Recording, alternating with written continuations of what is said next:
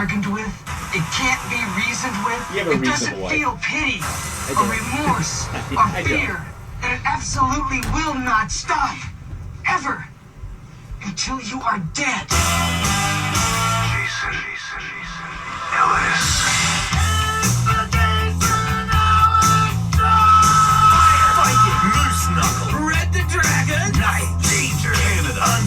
Philanthropy, stupid stuff, supercross, hey, little machete, fashion, a scintillating bloodbath, a malicious fury, evil, cannabis, interesting things.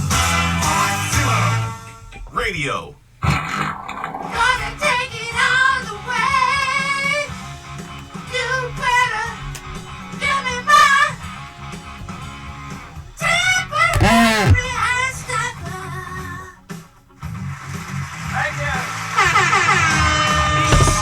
Jason Ellis Show. Jason Ellis. Michael Tully. I thought they were trying to come tonight. Andrew Bruce. I'm an idiot. Kevin Crabb. Who would have thought eating a bowl of gum would pay off? Mike Catherwood. There's a gun in my head, Jason. I had to fuck. And Will Pendarvis. Fuck yeah, I'm Will Pendarvis. I'll see blowing up. This is the Jason Ellis Show.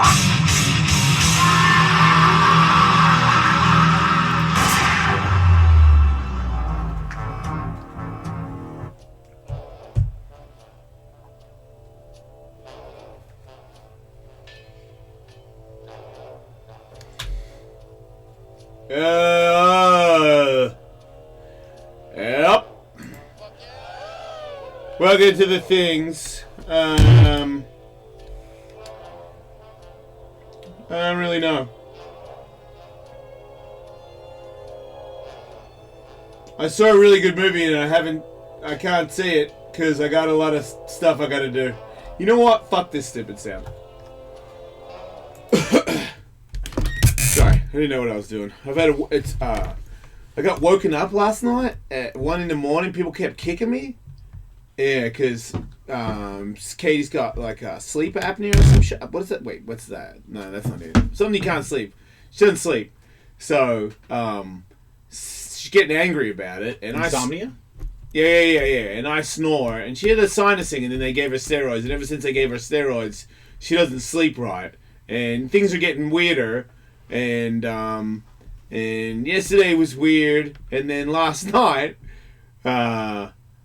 I got kicked, and I thought it was a dream, and I was like, like it hurt after it, and then I kind of woke up, and I was like, what the fuck, and then I kicked again, and then I said something in my dream that I didn't mean it, but it sounded wrong, and it was on the radio, and I was like, I didn't mean to say it like that, and then someone kicked me again. I'm like, I didn't mean to say it like that. And then all of a sudden I was awake and I was like, I gotta take the kids to school.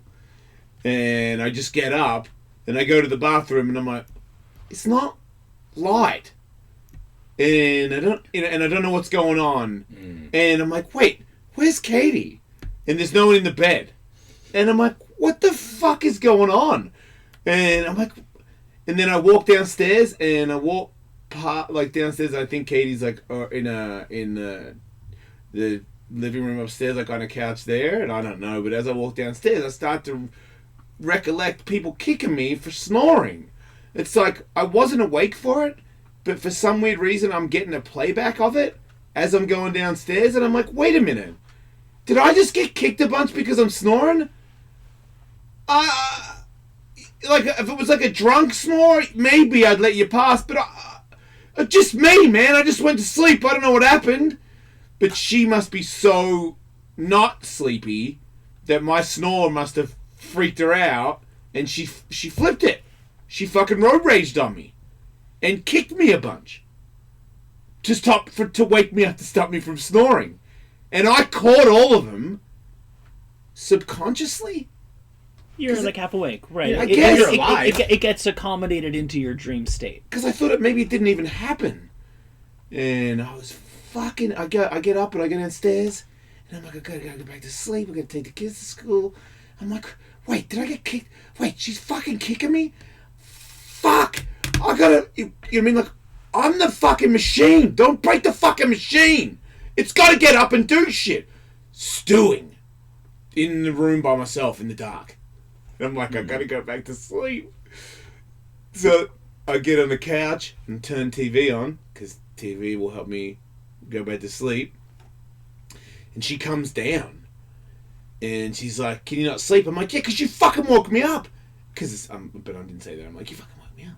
Because kids are in the house. And I'm like, I mean, did you kick me? She's like, yeah. I'm like, why would you kick me? Why'd you kick me? And she's like, well, I didn't mean it. It was just, you know what I mean? Like, I can't sleep. And I'm like, yeah, but you kicked me a bunch. She's like, how many times do you want me to say sorry? I'm like, I just need to get out that you kicked me a bunch. And now I'm awake like it. And I think I even said something retarded like the machine. Like, you're breaking the machine. Like, I think I Bert Kreischer at fucking 1 a.m. And she's like, well, take a sleeping pill. And I'm like, if I take a sleeping pill now, I won't get up for the kids. Like, this, you know, make the machine. She's like, just take it. I'll take the kids to school. I'm like, all right. And I go upstairs and I take the sleeping pill. And it still doesn't, takes time for those things. They're not like good ones that get you high or anything. So they're not like, I take it and I go, ugh. It's like, takes an hour for it to kick in. So I'm like sitting there. I'm like, I think I'm tired. Keep watching TV. Finally, I go to sleep. What if you snort them? It would get in your body quicker. Does it? Yeah. What if they're... What about if you crush it up and you could also just put it in, like, dissolve it in a glass of water? Yeah, make a tincture out of it. The second one might be... Make a druggy paste. Yeah. Well, I mean, you could just Spread chew it it. on a cracker. You could just chew it like a Vicodin, then that would work help, too. yeah. All right.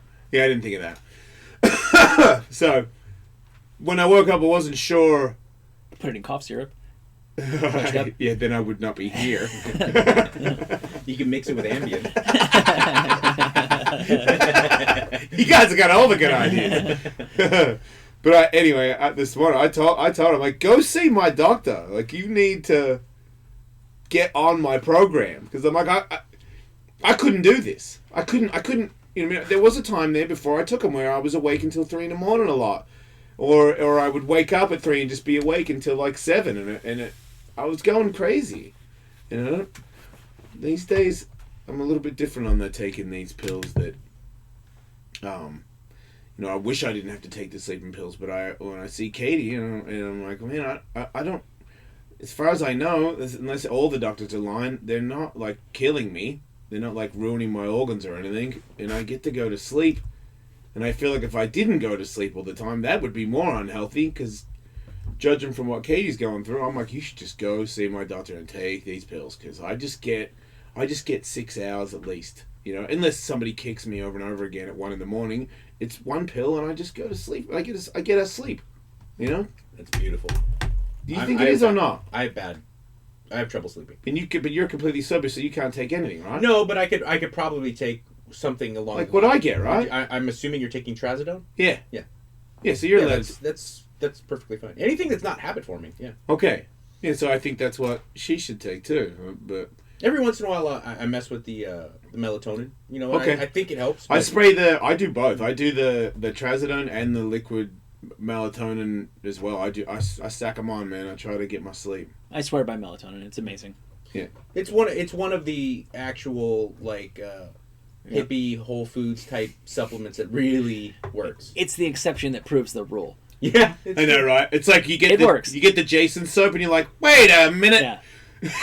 You get the Jason toothpaste, you're like, son of a bitch. I will say though, Tully helped me out with the hippie deodorants, because my wife. You got a hippie deodorant My that wife works? won't allow me to use real deodorant, and you turned me on to Primal Pit Paste. And Aubrey turned me onto that, and that's all I use. It's awesome. It's a little stainy compared to the other stuff, but other than that, yeah, I don't think I smell, and I feel good about, you know, I'm not putting aluminum in my armhole. Shit. Well, I got Old Spice.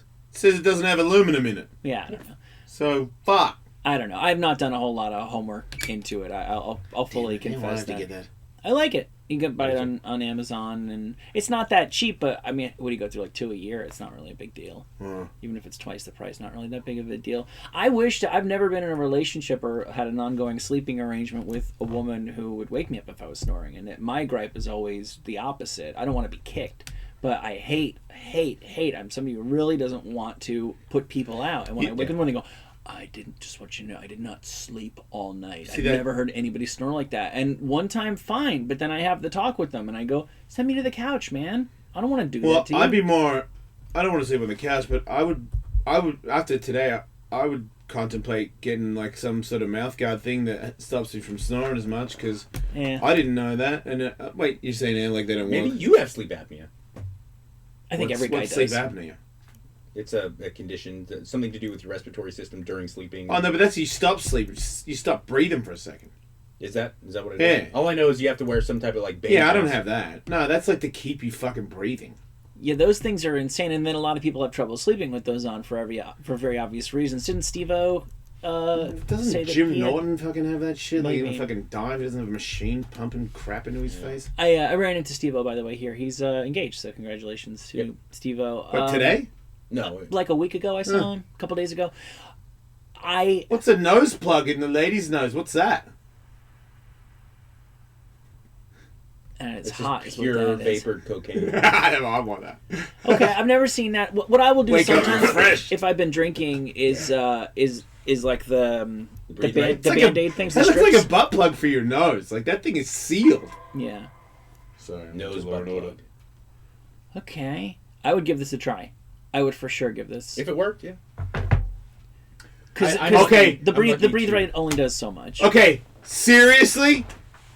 Send me the link to that, Andrew. I'm so seriously going to get that. Do we need a prescription or something on that? It looks like so this will just force the air into your nose in a little, it's like almost like a pacifier that goes in your nose. Yeah, it's And, adorable. It looks like it's being crowd funded right now. So Oh. I'm not sure if it exists Oh, it doesn't work? yet. You can invest in it. Invest in it. That bugs when I see something that looks awesome. I And know, it's like, right? we're only $470,000. And it might not work. Yeah, I did watch a movie last night. No. Yes, I can't tell. It's one thing. Crazy movie, but who's the old dude? Sundance, Bush and Sundance, the old guy says fuck in the movie where he's in a boat by Paul himself. Newman? Yeah. Oh, no, Robert Redford. Robert Redford is in a movie where he figured out that when you die, you can go to another place or some shit. Wait, Dana White said warrant out for Conor McGregor's arrest. His plane can't leave New York. Wait, Dana White.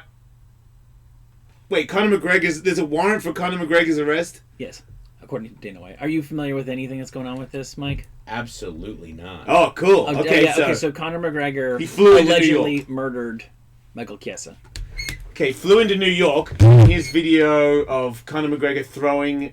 He's trying to throw a fence at the bus window, and now Conor's friends, they're all from Ireland. He flew out, and they're attacking a bus because they believe Khabib is in there, and they smashed glass, and the glass hit the bus and went into where all the fighters were in the bus, and Michael Chiessa was cut on the face by glass from the Irishman attacking the bus, and apparently Khabib was in the bus.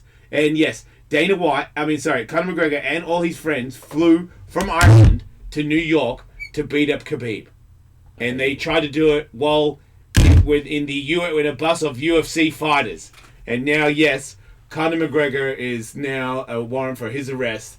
So that sounds like he won't even be at the fight, which is a bummer, because if you want entertainment, if you want to get electric, you want to see Khabib and Blessed MMA smack it out while Khabib is having an argument with Conor McGregor, having an argument with Khabib. Yeah. You couldn't get any more fun in a bun. Because you know,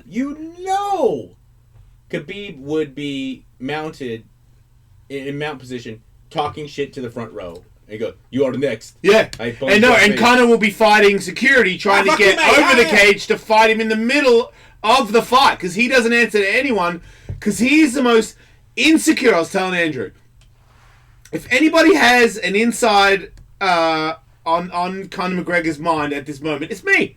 Because I'm a fat, old, failed Conor McGregor. I didn't make it. This is a, you know what I mean? But I have the ego and the insecurities to be, if I was the toughest man in the world, I would for sure fly all my friends from Australia over and I will fuck your bus up.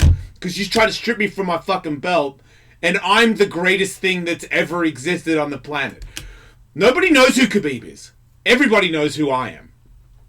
That's just the bottom line. Yep. Nobody knows who fucking any of you are. Everybody knows who I am. Right. Conor McGregor versus Chinbeard. Now that Ronda Rousey is out of the UFC, and now I'm now back on a huge fan. Wrestler, yeah. Rowdy is super cool. Conor is the only MMA fighter, not UFC, the only MMA fighter on the planet that my mom would know. I told my son this morning, you know, Khabib's fighting this weekend. He was like, "Who's that? Yeah. Is he going to fight Conor soon?" And I was like, "It's funny you say that because they are the same weight class, but no, it's a different fight this weekend." But what's going on? Dana White confirms Michael Chiessa suffered an injury, cuts on the face in the hospital. Artem Lebov has been pulled. Pulled? He was apparently part of the crew stormed the building. Holy shit! Can I offer my strong suspicion that on Conor McGregor's part, it may be a lot of wrestling feuds, it's like a real thing that they blow up into theater. I don't believe this is an out-of-control Conor McGregor. I believe this is a calculated Conor McGregor. I don't know if Artem Lebov knows that. I don't know if Conor's Irish buddies know that. I believe that this is what Muhammad Ali in 2018 would be doing. Yeah, I agree. I agree with that. Yeah. I don't think this can't be bad for him. This is not like the Diaz brothers. I get the sense that they're pretty chill guys, but then there's that moment when they go out of control, and that's legit street. Like, we'll fuck you up. We don't care if it affects our career. Conor's not that guy. I mean, dude, he's freshly showered and he's in sweatpants. He's ready to bang, dude. Like, he didn't go out. He ain't got no suit on. He's in fucking scrap attire. But he did. He's like, they went from the hotel. They showered, right? Like, they went to the fucking hotel, all showered, got organized, and then fucking bum rushed the bus. Like, this is, like Tully said, he knows exactly what he's doing. He didn't fucking storm out of the airport straight to the hotel and start fighting, right? So media day at the Barclay Centers, the two guys, all the fighters will be up there. They'll do their standoff. Yeah, and all the media will be there too. Don't forget. So Conor's thought process was, I'll get up on stage in between these two guys because I'm the real champ. Or what is Conor? Is this? Think he can do? Well, even more fundamentally, like, what is he? Is he angry that he was stripped of his belt? Yeah, Which he happened? tweeted. That's what it is. Yeah, he's tweeted that you can't do it. He called him cunts and he said you can't do that. Well, it's kind of true. So if he did show up, then yeah, he would be the people's champ because the crowd would obviously go. He would like destroy both of them combined. Yeah, he's the champion. Yeah, and that's what he would. He would have come to get the crowd to let the world know. Yeah, we still think that you are the champ. Yeah. You think he'd destroy Khabib? I think he has more of a chance. You know what? I think Tony Ferguson had more of a chance than Conor, but I think Conor is a way better striker than him, and I think he could knock him out in the first round. But if it goes past that, it's over. But I mean, who do you think can hold somebody down more, Chad or Khabib? From what I hear, Lord knows I don't have any first-hand experience, but from what I hear, elite Division I college wrestling champions can't fuck with Khabib. That's what's coming out. Right. I heard DC said that he was hand fighting with him, that they were just stand up, and that he could not at all control or take. And this is a former Strikeforce heavyweight champion. Okay. DC said that he's absolutely uncontrollable. He's the most devastating grappler that you could possibly imagine. Yeah, so, and if you're going grappler against striker in an MMA fight, then 80% chance you're going to win because most of MMA is grappling. But if you're a guy that is really good at keeping the distance and you have that crazy timing and shit, I just think that at this point, so many people have talked about it that I was like, yeah, Conor has no chance. But before Tony came in, I watched all their fights over again, and I felt like the person who looked the most athletic and the most freakish, like godlike, is Conor. He has freakish, teeps that he just stabs into people, and every time you come in, he's not there. He steps back and he counters really well, and I felt like the black guy with the big tattoo on his back, Michael Johnson, caught Khabib a couple of times in the first round. Like he landed some shots, and I think Conor hits 1,000 times harder than him and is better at landing shots as well. I'm not shitting on anything you're saying, but that was a compromised Khabib. Before the Michael Johnson fight, he had that same body shutting down shit that canceled the other Ferguson fight. I mean, he was on death's door. But have you noticed that in the interviews right now that he's doing, that he looks like he's cutting weight, and the other dude that was 185 pounds 4 days ago doesn't look like he's cutting weight? Khabib already looks drained. Yeah. He already looks. You and I know. Tully, you know enough to. You know my face when you're cut. It fucking. You see it. You get the sunken. Yeah, he has sunken upside down triangles. Okay, well watch Khabib. Yeah. That video of Khabib running right there on the suit is fucking 7 days before the fight. So that's 3 days ago right there, and his face is already drawn in. And your boy over in the corner, who was apparently 185 pounds a day ago from that video, is, and then you see the interview of today, and he's really drained, and the other is not. Holloway looks like Holloway, and Khabib looks like a sunken in face Khabib. But so you're right, he does. So he might cut a lot more than we know. He does. He's a big guy. So does that mean that the next time he fights Conor that he'll go on some crazy diet for a year before he fights him? No. He's going to be this guy. I don't know why he doesn't. I mean, maybe it's just he wants to establish himself as a champion first, but he seems like a guy who, like Dos Anjos, would just be so much more effective as 170. If you're saying that he's fucking with DC in the gym, then yeah, he could go up any. Then you're telling me that he could go up any fucking weight class. And he'd still cut to get to 170, but it seems like it would be so much more reasonable. Isn't it a bit of a pattern with these guys that earlier in their career, when they're younger, they just go as light as they possibly can, because they get bigger, and then you take the foot off the gas with that. Maybe so if you're ever gonna, if you know you can get to that weight, do it now and get it out of the way. Because it's harder to do it when you're older. Yeah, far harder. Even if you. When I say older, I mean it's far harder than over 30. See, maybe that's what's happening. Maybe if he gets 2 more fights, he can't even do it anymore. I really think that's why at this point it's such a great idea for DC to do that super fight with Stipe, because it's got DC, nobody cares anymore. DC's a big man, and it's just probably so much easier at this point in his life to just be a heavyweight. Well, he's fought giant people before when he was a heavyweight, and he made them look like children. So I don't, and he deserves a big super fight, because I mean he already had he already fought the toughest person in the world.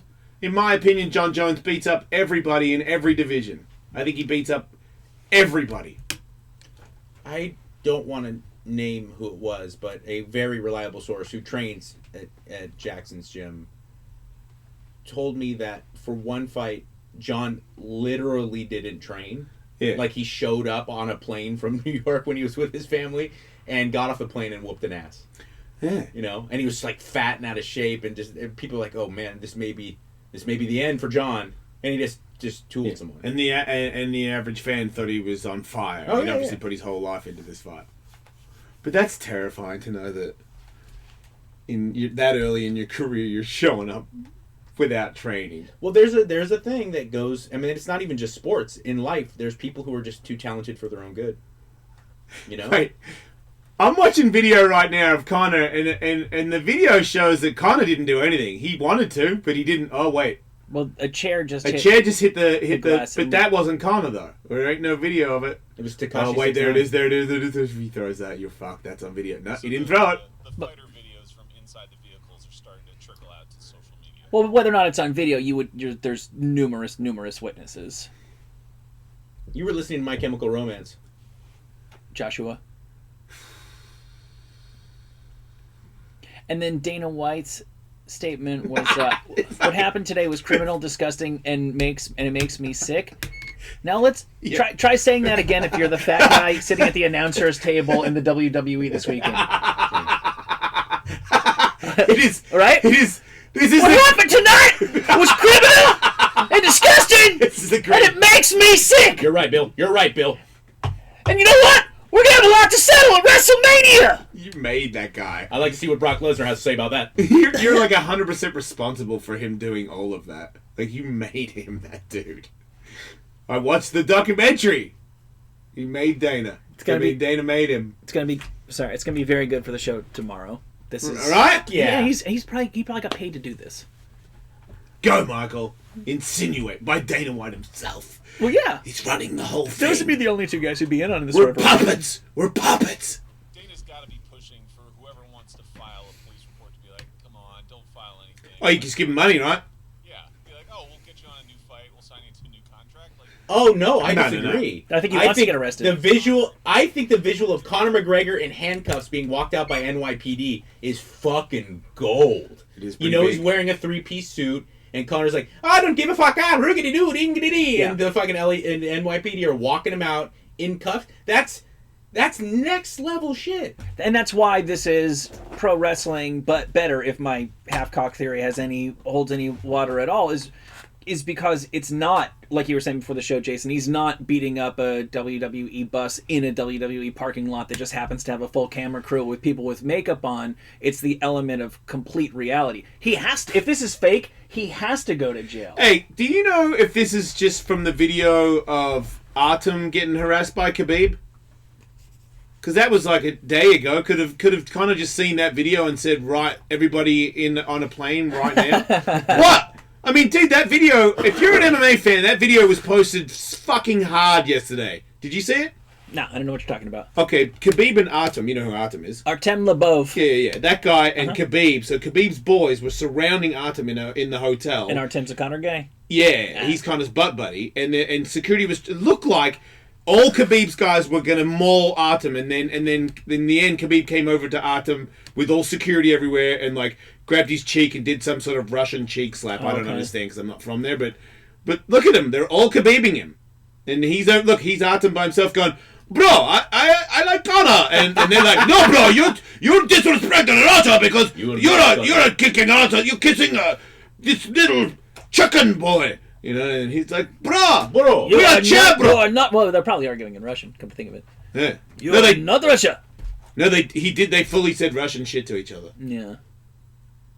Look. It's funny seeing the UFC guys that bring the fighters in here in the middle of this. I know. Like, it's very... No, I love when Josh Eldridge is the only thing that stands between chaos and order. No, that is a gnarly crew, though. I will say, I would be shitting my pants. Yeah, dude, a bunch of crazy Russian dudes getting ready to kill gnarly Russian dudes. All talking in a language where you don't know what the fuck they're saying to each other. Like you're like one, and then you're like, if they both throw, how do I get any of them to stop punching? Yeah, but you know what? That's if you got the guts, and I'm not saying you're gutless if you don't, because I doubt that I would.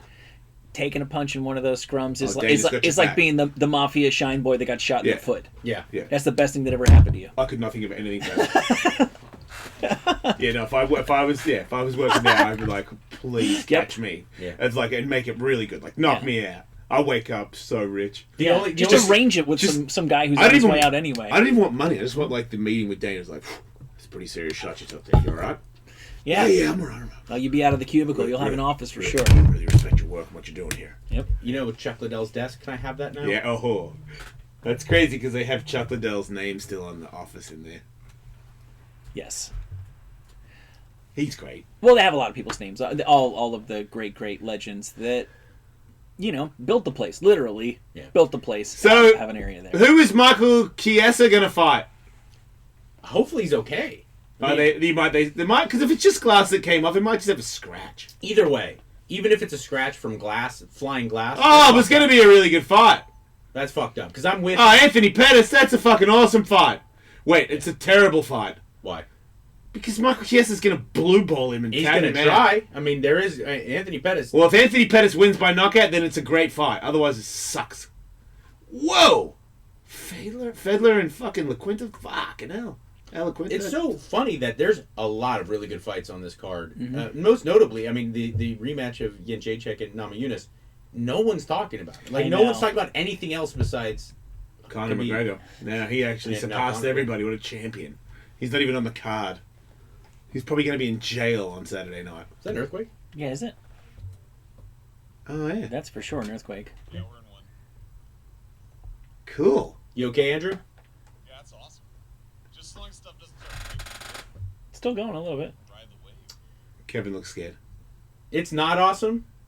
This is our first one in this building Yes. that we've all been here for.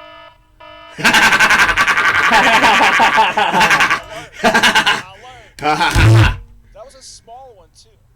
I don't know if I go that far. I know, right? We swayed. Come on, man.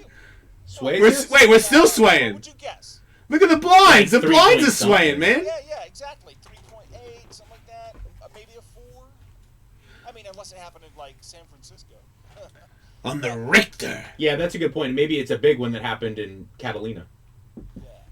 But that was about a 3.8. You know, that's Conor McGregor stepping up. Earthquakes suck. It's enough for me to text my mother-in-law who's with my son right now. Yeah. Oh, yeah, that's fair. I'm not texting anyone. Deal with it. They're the least destructive, at least by numbers, of the natural disasters, but they're the shittiest because you get zero warning. I've always hated that. I mean, I don't know if you guys were living in LA for any time when there was a real big earthquake, but it's fucking horrible. I mean, it's really horrible when it's a big time earthquake. Yeah, I don't want to. Yeah, I've only really like felt 2 or 3, and I've been here over a decade, so I don't know what qualifies as a really bad one. Like the Northridge quake. Right. This is mid '90s. Like all your TV, all the dishes in the house, everything flying off the shelves. Yeah, and nothing just like that. Cacophonous, shattering sounds. And Whose fat fingers just took a photo of the Richter scale thing?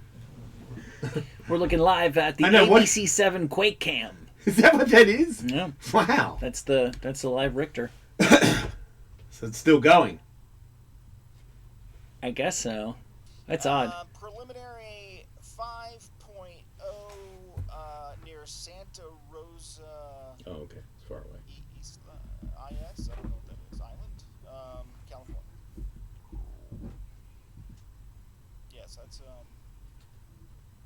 far enough away that we still got a, what would you say, about a 3.8 or 4 here. It was a nice little jolt. Went on for a little while too.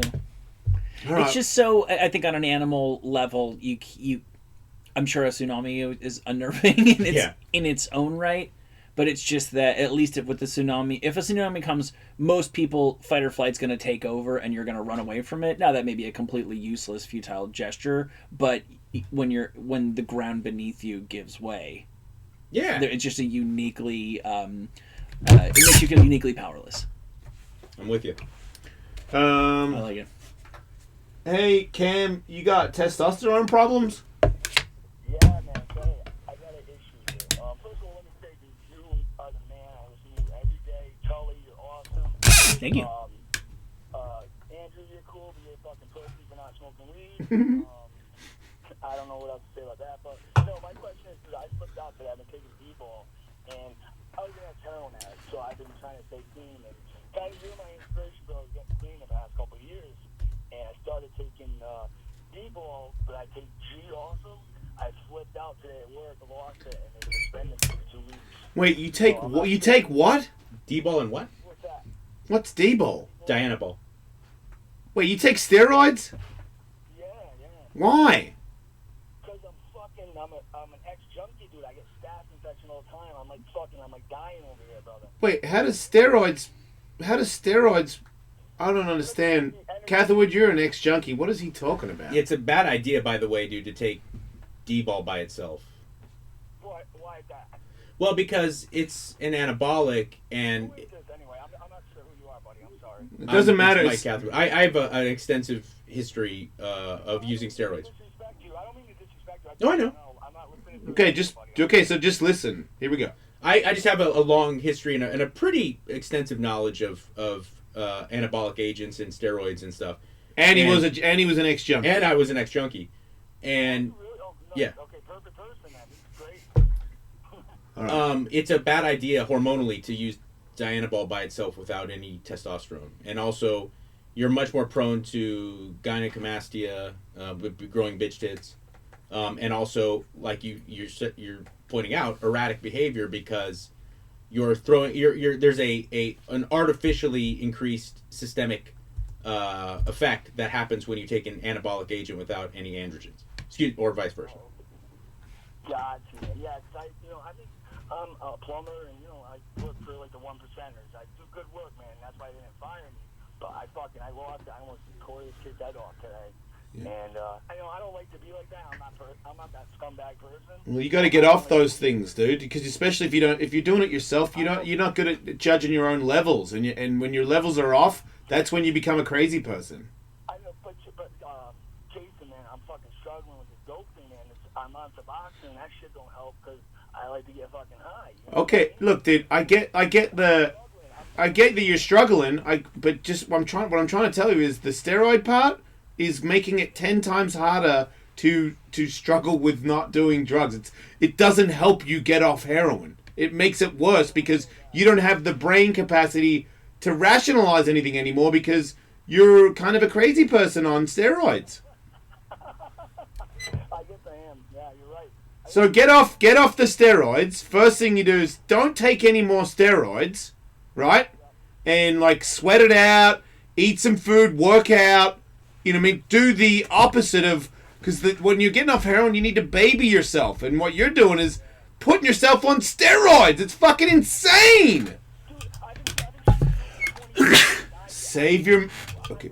Well, you're gonna... That doesn't mean that tomorrow won't get you. Don't do any more fucking drugs. Stop doing drugs.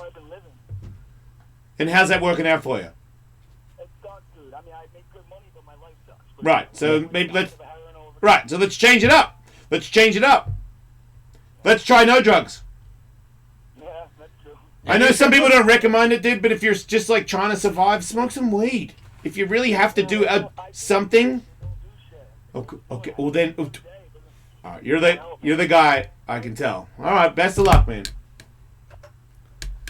There's those people where you just say something and they answer you back with another excuse. You gotta go. If you're stinging for heroin and you're talking about it all the time, and you're telling me to cope, you're doing steroids. You're fucked. You've never been in more fucked situation in your life, and I'm trying to give you fucking advice. Dude over here is fucking done steroids, done heroin. I've done heroin. We're fucking older than you. We're more accomplished than you. Our lives are good, and yours fucking sucks. And I'm telling you to not do drugs anymore. Not but if, but what? Nah. No more drugs. There you go. That is the end of it. There's no other fucking solution to it. Yeah. Definitely no steroids. Yeah. Well, no, Jason, when you're in a compromised emotional state, steroids... Yeah, it's wild! You should just drink bottles of tequila and see what happens. Don't do steroids.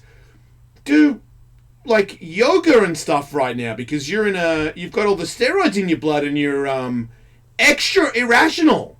You just said so. You get at work, someone's gonna fire you. So now you have to think like, who am I going to talk to today? Are they the stressful people? I wouldn't even go there until the steroids are worn off. I would not talk to people that piss me off until I knew the steroids was out of my body. Because you don't want to give them that. That's not who you are anyway. So you get that out, and then you do the things I said. You make sure, you eat right. Oh, I've tried to eat right. No. You eat right 4 times a day. You have to. Just like you had to put the steroids in your butt, well, now you have to eat 4 good meals a day, you have to drink a gallon of water, and you have to not do drugs. Dr. Jason will prescribe marijuana, some people will not recommend that. I would rather, if it doesn't do nothing, then go to rehab. Go to fucking AA. Go to NA or whatever it is. If you're telling me that nothing does anything, and you're stinging and it's only a matter of time, you got to go see everybody. Well, that guy's focusing solely on the physical aspect of addiction. He's taking the replacement therapy. He's smoking the weed. He's like He's not smoking the weed. Doesn't do anything. Remember? Oh yeah, sorry. He's doing. He makes good money. He makes good money. It's great work. And he's like, I want to get high. And he's clearly neglecting the even bigger factor with addiction is the psychological and emotional. Did he mention? Did he say Suboxone or something in there as well? Suboxone. Okay, so he's doing something to stay off the heroin. So he's Right. stinging. He has the physical. The primary idea of in his mind is the physical aspect of addiction, and Right. with heroin especially, any opiate based stuff, that's shitty. I mean, it's fucking horrible. Yeah. But he's freaking out. He is not at all taking any consideration of the emotional fallout, the psychological fallout that comes with shooting dope for 20 years and then stopping. It's tremendous. Yep. Yeah, that's not going to be an overnight thing. That's like years, don't you think? Yeah, sure. Of hard work to not do it before. That's the biggest problem I've always had with when I go to meetings or if I go back to a facility to speak. I'll hear people be like, "Oh, it's going to be great. It's going to be fantastic. Your life will change." And I go, "Oh, that's true, but let's not bullshit. It's really hard. It's really like I don't want to tell someone who's got 3 days of sobriety like, no, it's pink clouds from here. No, trust me. I want you to know. I don't want to BS you that if you want this, it's way difficult." Yeah. Well, and to an extent, you're choosing the lesser of two evils. Sure. You may well be that person 20 years from now who's like, "Do you know what? It's the greatest thing that ever happened to me. I've never been so happy." That might happen, but the reality is you quit because doing stuff was completely unworkable. Your life became unmanageable. This is just less bad for now. But there is a certain amount of people who will feed people new into recovery this line of bullshit that like, well, you've made the decision from here on out. It's gonna be paradise. Yeah. And it's not, I've done a lot of it's stuff. infinitely better. My life is way harder sober, but it's way better. Yeah, I don't even know what to say. Is it harder? Yeah. Are you forgetting how hard being an addict is? There was times where it was unbelievably emotionally difficult, but my life had one sole purpose. I woke up in the morning. I never really considered anything else. I didn't have to. There was no confusion and chaos in my mind. It was like I need to get high, I need to get drunk, and that's it. And I did it. And then you replaced all of life's problems with one solvable problem. Right. And when I solved said problem, I was utterly euphoric. I mean, I've never loved anything better. I honestly, I hope I can say that comfortably I love my child as much as I loved getting high, but it's a toss-up. I mean, it really, that's how passionate I was towards the end, especially. And there's a lot of clarity there. There's a lot of joy in knowing you have just this one hill to get over, and then you do it. Now knowing that I have to provide for family, and I have to be a good father, and be a good husband, and not get fired, and whatever, everyone's kind of trappings that come with being a normal person. It seems much more difficult, but it's way better. I'm way, way, way, way incalculably happier, Yeah. I mean, I didn't know you, but I feel like shooting up heroin every day has got to be... I don't feel like you're having that much of a good life. You got to think that a couple of times a day when you're getting high, that you're missing out on something. Because you won't go, well, where are you doing stuff? You weren't working. No, right? no. That's the rub. Is that for the first 3 or 4 years, I had a life, and I was just getting high and drinking every day. But I had a life. I had jobs. I had friends. Yeah. I'd bang chicks, and things were cool. And then, so I tricked myself into believing that shit kind of continues. Towards the end, the last 2 years, especially the last 6 months, I was living in squalor in New Jersey and doing nothing. Right. Nothing. I had no social acquaintances that weren't people that I either bought drugs from or did drugs with. Right. Jesus. New Jersey. I know. But it'd be awesome if it was like a beautiful part of New Jersey. I mean, I've got zero problem with the Garden State. There's amazing places there. Right. I was outside of Newark, and this is like 2000. Yeah. No, I'm joking, but like the point is as I think both Jason and I are making is, if it was simply I wake up in the morning, I get drugs, I'm euphorically happy that I have the drugs, and having the drugs makes me not care about all the other responsibilities that drag other people down, and then I go to bed, and when I wake up tomorrow I do it all over again, I don't think you ever would have quit.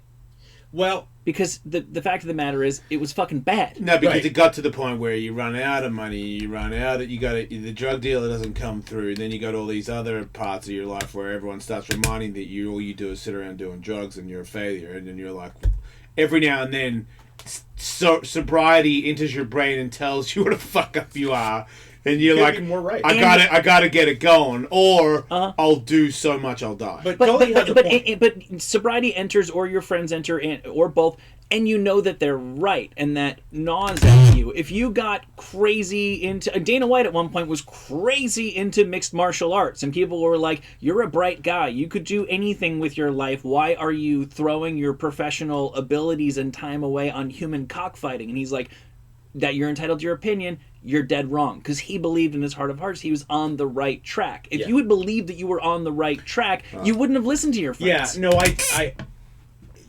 you got a tremendous point. If I was 50 and had money, there's a good chance I would have just driven it right into the grave. I was forced very quickly to come to grips with what I'd become.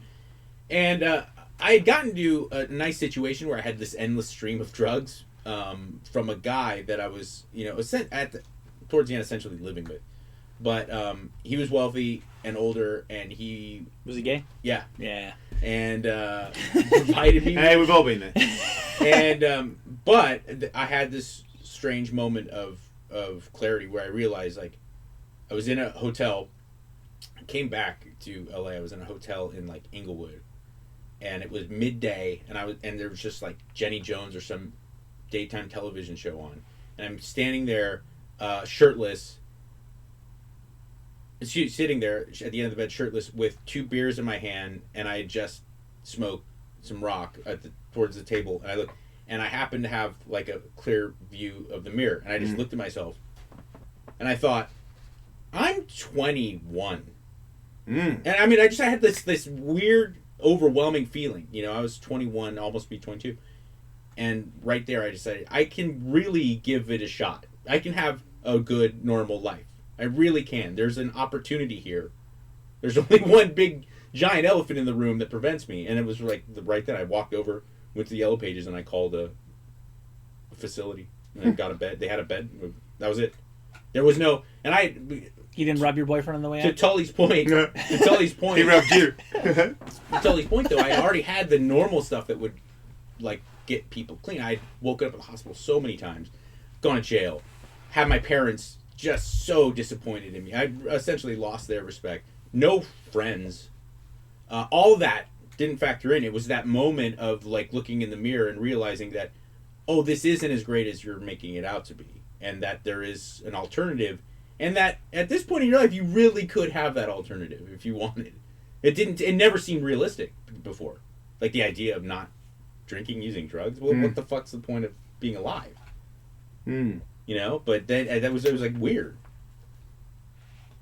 that there wasn't this profound kind of like thing. Like It was a profound thing, though. It was, but it wasn't externally. It wasn't. It wasn't like I woke up in jail and I had been beaten to death.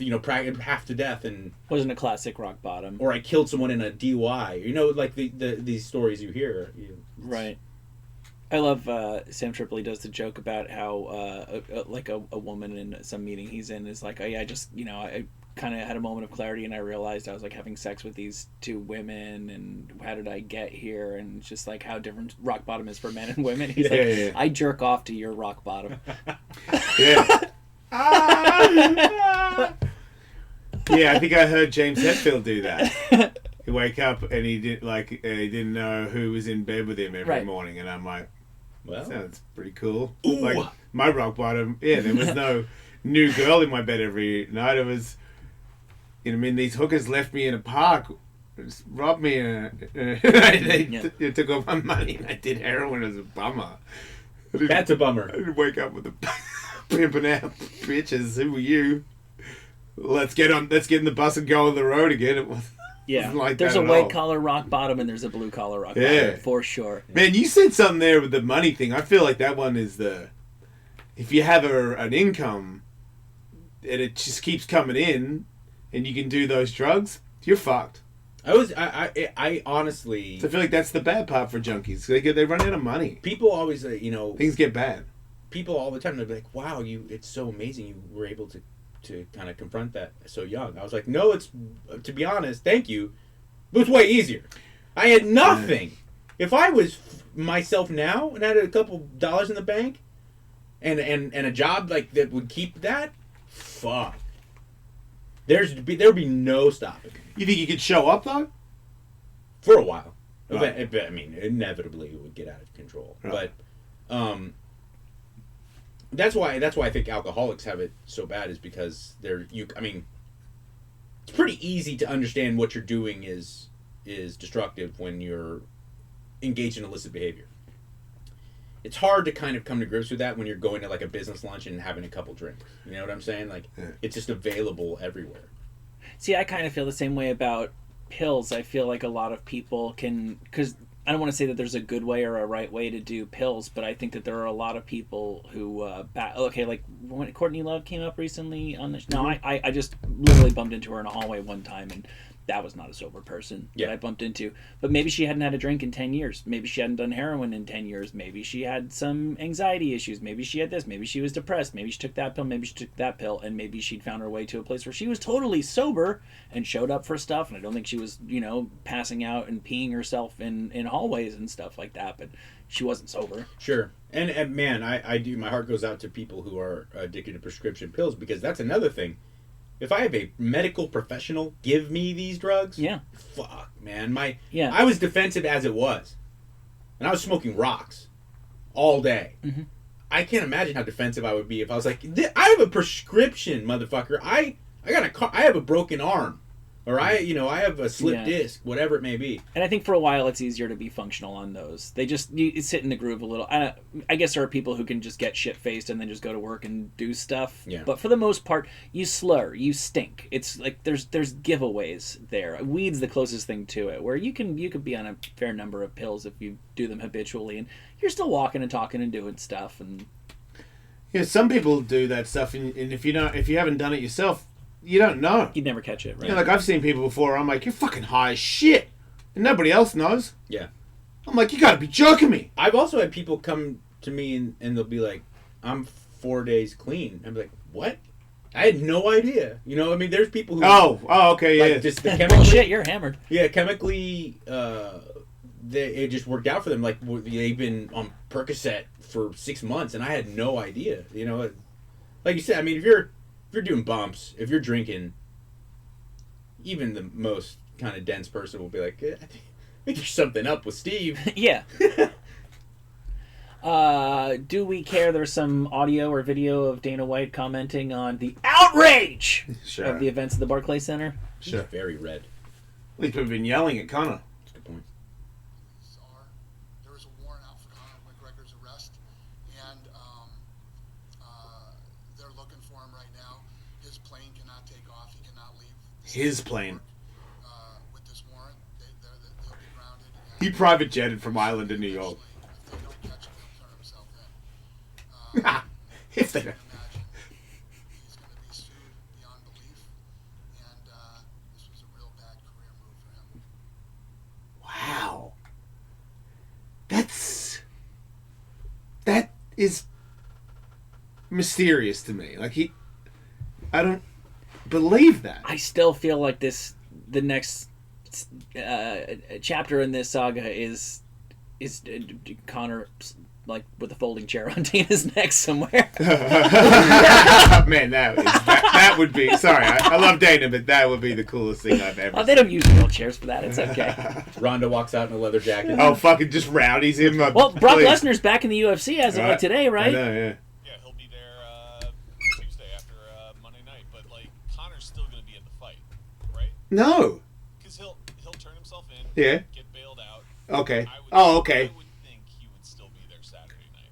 If he's going to be there, he's going to have to buy a ticket. And then guess what? He'll buy a ticket. Yeah. He'll buy 40 tickets for him and his crew. Well, does WME and Dana do they outrank? Or excuse me, not Dana, but does the people who actually own the UFC? Because they outrank Dana. Yes, they do not want Conor after a day after getting arrested after assaulting another UFC fighter. Like, really? Non-fighter. Wait, are we under the impression now? Because I used to be under the impression that if MMA fighters did a street fighting thing on TV, that it was a bad look for MMA because we're a new sport and we don't want to come across as people that are just looking to scrap in the streets. But at this point, see your nose. To me? Yeah. At this point... I gotta catch a train. I know, right? All aboard! Andrew, get me some meth. Yeah, I don't see how... I think it's different. I know what you're saying, and I agree with you. I think if it's two guys who just seem like, ill-educated thug dummies, then it drags down the sport. When you have a guy who's flying around with the Burger King on private jets and he's got suits, but occasionally he can be moved to this, I think it reads really differently. Yeah, I think it... people want to pretend there's one-size-fits-all rules for everything in entertainment, and it's not. Everybody gets judged differently. Yeah, and these guys are LeBron James level. Like, this guy's a fucking superstar, and superstars can do anything. He might be bigger internationally. Than who? LeBron. I mean, that's good point. Good point. But in the UK, they don't play basketball over there. I'm sure. What is the international queue rate? He's gonna have like 5 soccer players first, and then a Formula One guy. But who comes in 7th? I mean, LeBron's way up there. LeBron's way up there. But Conor McGregor right now he almost transcends. He's getting in that Muhammad Ali territory. He's very where Muhammad he transcends sports. You know. And then you think about. I mean, at one point, didn't Muhammad Ali not go to war? Yeah. Didn't he face jail time? He not only did he face jail time, he gave up his ability to fight. Yeah, for a couple years. For how long? That's right. In his prime. Right. Because he wanted to be something bigger than just a fighter. And he was. Yeah. That was the ultimate money where your mouth is. Yeah. What if he had have lost the Thriller in Manila? There's so many. Because wasn't that like the legendary thing that he? Because to me that was like, you're losing. You're not as good as you used to be, and this is not your fight. This is this guy's fight. This is Foreman's fight, and you're losing, and you've lost this fight. Yeah. And I couldn't tell, even though I knew the rope-a-dope was existing. When I watched that fight, and still to this day, I'm like, I can't tell that he's doing that. Nobody could tell that he was doing it. It just looked like he was losing, man. Just looked like he was old, tired, and really tough, and he was just going to get belted out, and he was going to take it and make it all the way through. He did not look like he was going to win. There was a fucking uncalled for miracle of, when they play the movie, how he timed. I don't know about that. How he just was like, this is his time, and he's going to get a second win, so I'm going to go now. I'm like, man, really? If that's the case, holy shit. It's a lot of conversation to have when you're fighting a dude like that. He was like the hottest puncher on the planet at that point. There's video of George Foreman in his prime hitting the heavy bag where you're like, oh my god. There was video of him hitting the heavy bag when fucking Muhammad Ali walked in singing songs to him. Right, well, there's a documentary. Like that dude's in there slacking a bag like it's a goddamn shotgun to a fucking wall, and he walks in going fucking Ali Bombay or some shit, clapping and chanting around him. I'm like, dude, you're another level. Yeah, did you guys see the documentary? What was it, When We Were Kings? Yeah. Did they train? They trained in the same place, and Foreman went first, and every day he left the heavy bag completely sunken in from where he was hitting it, so Ali found it like that, all that shit. Yeah, when you're at that level, you like that. It's like if you hit really hard and you're really good, and I'm fighting you good. What the fuck are we doing here? Yeah. You know what I mean? Like if you don't put a dent in the bag, then I'm bored. I'm the best there is. Apparently, you think you are. I'm positive I am. So. Show me your bullshit, because I'm absolutely positive when you come at me, I'm going to watch it and I'm going to pick you apart. I know that, and I'm here to show the world that you've got. If you're the fucking best in the world, if you don't think that, there is no person in the both these dudes know they're going to win this weekend. Both of them know it. They know it. Positive, right? Absolutely positive. Even 5 days notice, Max is like, sure, he's the greatest guy. He's undefeated. But I'm fucking Max Holloway. You see what I do? See what I did to fucking Jose Aldo? The greatest Has anyone ever done that to him? No. They've never done that to him. He took all his shots, dude. And talked shit. And then fucking laughed at them. Yeah. But he doesn't wrestle. Jose did not do any wrestling. Yeah, neckbeard is a different beast. It's just such a bummer if it gets like that. I would love to see. While he yells at Conor, like, oh god, I'm gonna get the fucking boner. Wait, Dana White just met with Rose, who was nearly hit and walked back to hotel. Tells me she's doing better. Chiessa's still in the hospital. What? That's... I mean, maybe he's still in hospital because they wouldn't let him out yet. Or maybe it's just a really shitty New York hospital and he can't get out of emergency. Yeah, he's in the ER waiting. Guys, seriously. That's not, no way. Fighting tomorrow. Or maybe he's in there and they're all planning how much money he's going to get from Conor McGregor and when is a good idea to unleash the photo, or should we get a razor blade and nick it, make it a little longer? Like, maybe they haven't taken the proper Instagram selfie yet. I might retire from MMA right now. I'm talking to my manager about my new career in selling marijuana. Oh my god. Michael Chiessa's management and agents are just salad right there, just oozing out of their mouth. Isn't he the same weight class too? Or is he one up? Okay, alright. Well, Connor's not afraid of that. Worst case scenario, you get to box Polly Molly Doggy. Oh yeah, well yeah, right. I know, right? He's like worst case he gets like $4 million for a Maganagi fight. Fuck. You can't stop him. Can't stop him. We're like, fuck, I'll fight him. Bellator! Mayweather! Mayweather, Conor! Bellator! Like, it'll be the biggest fight ever. He can make his own one. Conor MMA. Yep. Oh yeah. Him and Mayweather fight. One fight. No undercard. Co-promotion with the money team of MMA fight between Mayweather and Conor would officially be the new biggest fight event ever. He's probably yelling that. So. Oh yeah, that's what they should. Oh, I never even thought about that. That's what they should do. Yeah, have an MMA fight, but don't do it in the UFC. Yeah. Wait, Conor is owned by the UFC. So do your fight, get out of your contract. But he did that. He did that. Co-promotion with Zuffa and who I think it was Mayweather's promotion. I think because he had to. Yeah, it was a Zuffa money team. But why don't do that again? Yeah. And I think they even created a Conor team that was like it was a 3-headed kind of monster with Conors as well. Who is Brett Okamoto? He is the ESPN MMA reporter. Oh. Yeah. He's like, I'd say after Ariel, the name you hear most often. Well, then why are we not listening to Ariel? I don't trust ESPN. He's grabbing a bunch of stuff. Is this your basketball link? Is this why you follow him? No, there is not as much. This guy doesn't get the backlash from the UFC that Ariel gets. He's not as much of a personality. He does not want to be the Howard Cosell of mixed martial arts. He's just like a reporter. Oh. Yeah. He just does his job. Well, crazy. It's two different. Do you want to be a media personality or do you want to be a I thought they were all doing their jobs. I didn't know that Ariel Awani was trying to be Howard Cosell. Didn't he tell us that? Did he? On this show? Oh, I forgot. I don't listen to that guy. He sucks. But he does know everything. Rose has decided to stay. I'm a hater. He knows everything. He's the smartest guy in MMA. I mean, interviewer guy, whatever.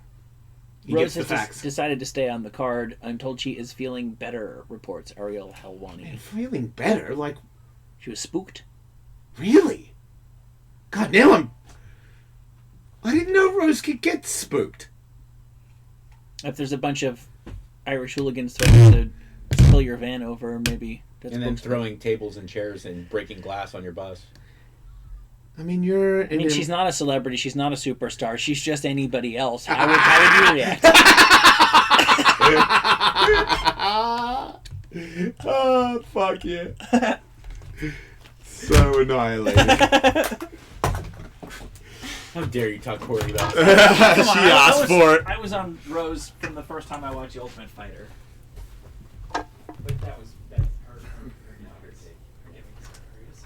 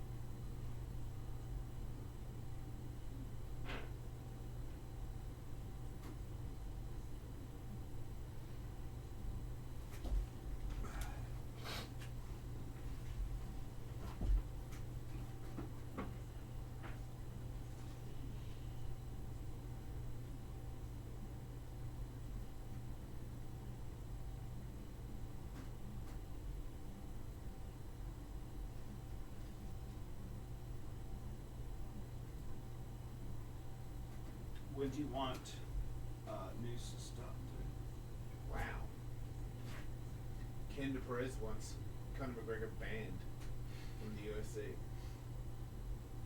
Yeah, that's gonna happen.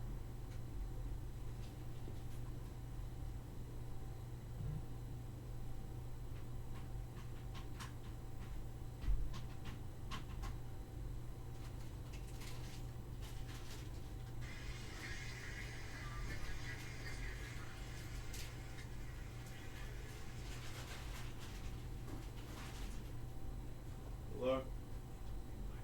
Oddly enough, I probably got Are we doing more laughing than I forgot, but I left feeling worse than I felt. What kind of room is it?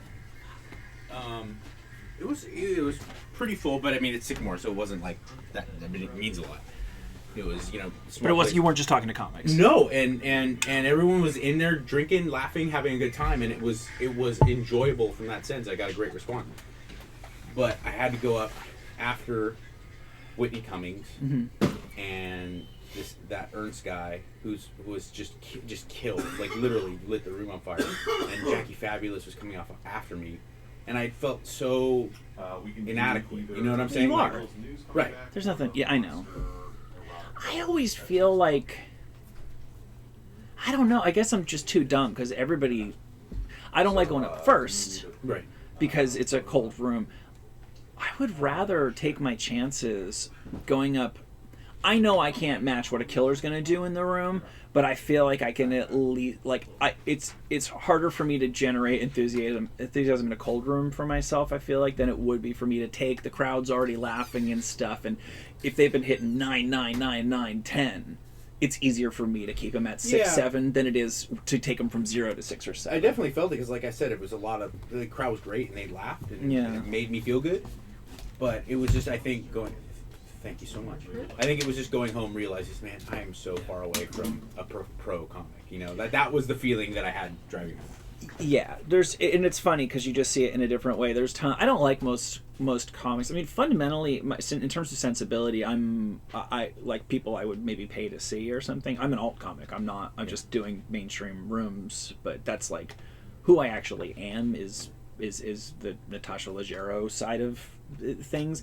So I'll see people get up and I'm like, I don't think that's funny, and you're just talking about your fat vag or whatever, and I don't really care, but I can. I've been doing it long enough that I can almost tell what you're doing, which is not to say that I could do it myself, but I'm like, oh, you're doing this because that's going to do that, and here's where you're doing this crowd work here, and it's like. I think that was the thing though, is that this Ernst guy and Whitney. It's almost like they were better when someone interrupted them, and they just pivoted, and they were so composed, and they go on a rant that was totally unprepared. You could tell, but it was fucking hysterical. I'm like, man, that's just it's a different level, you know. Rejoin with the Monster Sex Toy Erotica Etsy, and then back up would be Will's News. Ideally out like 2:10ish, 2:15. Yeah. Okay. So should I just straight up rejoin with the King thing? Yeah. Is that still in the file from yesterday? I don't think I've deleted it. I'm not positive though. I can go through it. I'm looking at it right now. Let me see. Well, I sent it to you, so I've obviously got it somewhere.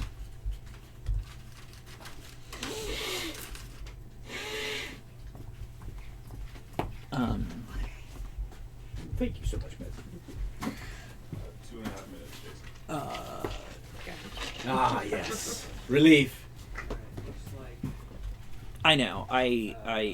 the ones I've come to really hate the most are if I do Sycamore and it's only comics, because they just are like, I'm not going to do material that's fucking gay. I'm just going to get up and I'll make fun of you and I'll make fun of you and I'll make a joke about Dane Cook and talk to the promoter a little bit, and I just get up and I'm like, so I was driving here tonight, and that kills me. It's just like when they're like idling, that speed is something that I'm like, you guys can live. You're not even working right now. I think it was a mixture of both of that. That kind of hit me. Oh yeah, yeah. Oh, I know the feeling.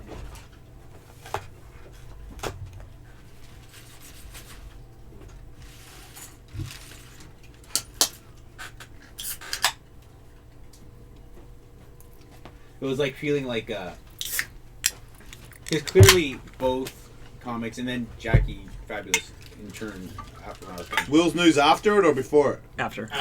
They were commenting on how they're not even going to try to work. They're just going to work on some stuff and make each other laugh. And, and the comics were all laughing at each other. Yeah. And I immediately felt like, well, I'm not in your club because they weren't laughing at my ass. You know what I'm saying? Yeah. The crowd No, was, but they were in the back. No, you're not. You're not in the club. Nor you earn your place in the club, and not in a dick way. It's like, well, that person I did this awful show in Austin with one time. Like they're bonded. Yeah. They're literally bonded in a way that they're nice to you and everything, but you're not in the club. I'm sure it's the same that like someone comes in here and we're all talking shop. Yeah, exactly. But I know all too well what you're talking about.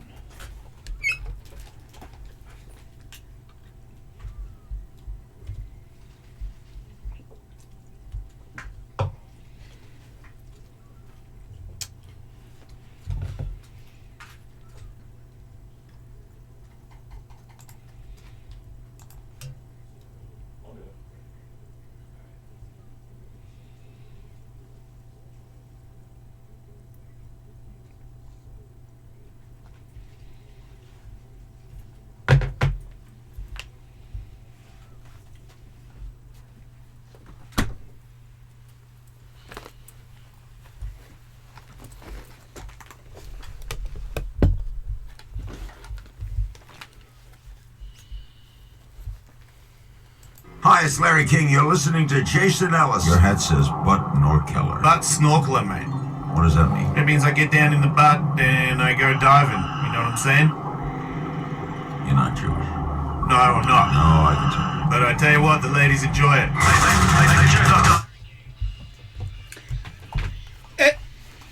Hey, when he said you're not Jewish, did that mean that he thought I was Jewish up until I said that I lick people's asses? I think I just realized that. I think he was just trying to be funny. Yeah. Oh. You're not. I can tell you're not Jewish because a Jewish person wouldn't go butt snorkeling. Yeah, I don't think buttholes are kosher. Aren't they? No, because sorry, I almost said God. That's a lie. Because Jewish people have eaten my ass. Oh yeah, absolutely. No, he's showing his age. Oh yeah, I've never had a 90-year-old man eat my ass. Yeah, has wait a minute. Hasidic rabbi ever eaten your ass? I haven't.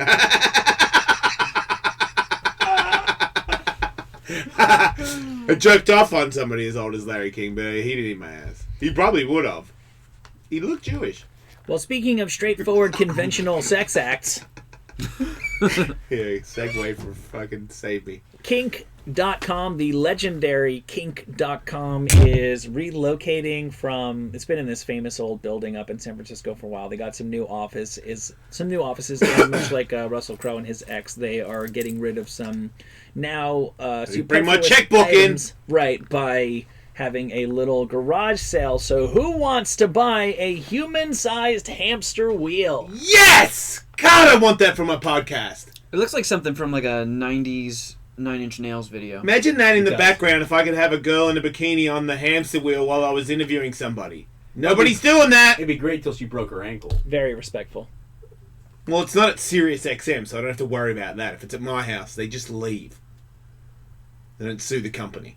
Yeah, I don't really want that. One of the steps. But it's a lot of metal, and I would have to say that is at least $15,000. That looks like a recipe for a broken ankle. Yeah. Man, you guys are really bumming me out. It's a human Yeah, you're making it very hard for me to jerk off right now. Right? Like, ankle injuries. Just fuck her. Yeah, 15 grand. Yeah, well then I think if you believe that that's what it's worth, then you should purchase it because the price is somewhere south of $500. Oh wow. Really? Oh, I'm... Does Get on the phone. Does it really work?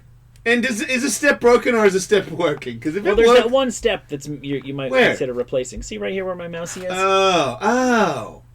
I'd be fine. Stick another one in there. You know some... No, I don't want to... I'm sure Perry will do it. Oh, I know why it's 500 because it's broken. Man, It looks Go up- heavy Go up too. to San Francisco Yeah, and roll it home. The it's $500, but shipping will be $7,000. You think? Dude, that's Yes. that's probably so heavy. It looks like wrought iron. Wait, if you get like a bed and stuff sent to you from San Francisco to LA, it's $7,000. Well, the bed first off would probably be Okay. way lighter than that. Well, but it's okay. also What about the if I company- move my house from San Francisco to LA? $7,000. That was an exaggeration, but Okay. I bet you the shipping on that would be between 500 and 1,000. Okay. I think it'd be more than that. Yeah, that's very, very conservative. Shipping a couple thousand books is more than that. What would it be to ship a car? What is it to like tow a car from San Francisco to LA? I mean, because that's probably along those same lines. It probably depends on what service you use. Like if you get, I'm sure there's like, you know when you see those dealership tractor trailers that just have that maze and cars stacked on top of cars. If there was a service like that that would ship like a bunch of cars and you could get in on it. It's also different because cars can go on the road, so you could hire a college kid to drive it down and give him an airplane ticket back. Sorry, we're watching two gay dudes beat the fuck out of each other on that hamster You don't wheel. know that they're gay. Well, one guy was fucking him in the mouth, Michael. Yeah, he may have he's mistaken butt that fucked. guy's Oh, giant hey-o. penis for a clitoris. Oh, Wait. no, I see there's a reason one of the stairs is missing. You put the dude in there. Wait, so wait, it doesn't actually go round. It just fucking stands there? It's just the thing that you have? Yeah, it looks like the wheel is chained to the floor, so Yeah. it wouldn't move if you wanted it to. Oh, man, no wonder it's 500 bucks. You just gotta fucking hang He's your fanny over that and destroying get that. butt fucked. It's just it's just a metal thing. It is. Well, no. Look, it's chained. Maybe it does move, but when it's not chained. He's hanging off it and it's not rolling. This is just a total stock, humongous metal fuck wheel. Yep, it's a fuck wheel. Boring. Yep, it is boring. Move on. Metal fuck wheel sounds hate fiendish. Kind of does. Let's see. Well, wait a minute. Metal fuck wheel sounds. That's two people, not me. But like metal fuck wheel. I haven't had a good song in a while. Metal fuck wheel. What? It's awesome, Right? Sounds like the working title for like 18 Judas Priest songs. I'm your metal fuck wheel. Fuck wheel. Fuck. Sorry. Damn it. Where's my metal beds? I don't have any metal. Damn it. Well, maybe that's the trick. Oh, yeah. Metal fuck wheel is actually a soft, beautiful Joan Baez style ballad. Right. It's called Lick My Love Pump. Do I have any more beds? I mean, you've got like 3 pages of them. Where? Is it, Metal really? fuck wheel. Oh, here we go. Wait, metal. Wait, you know what? Woo! Got this, Tully? I do not. It's fucking. Oh yeah.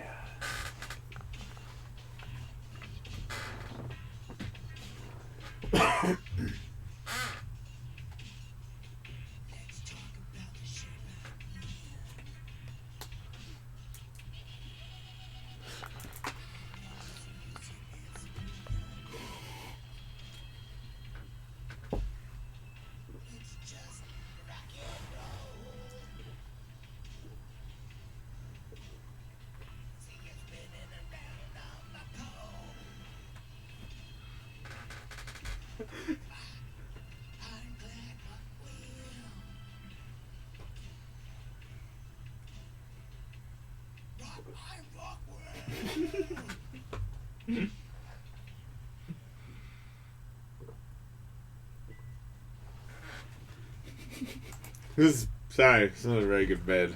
I was trying to get a new one. Maybe you'll have better luck with $200 torture rack.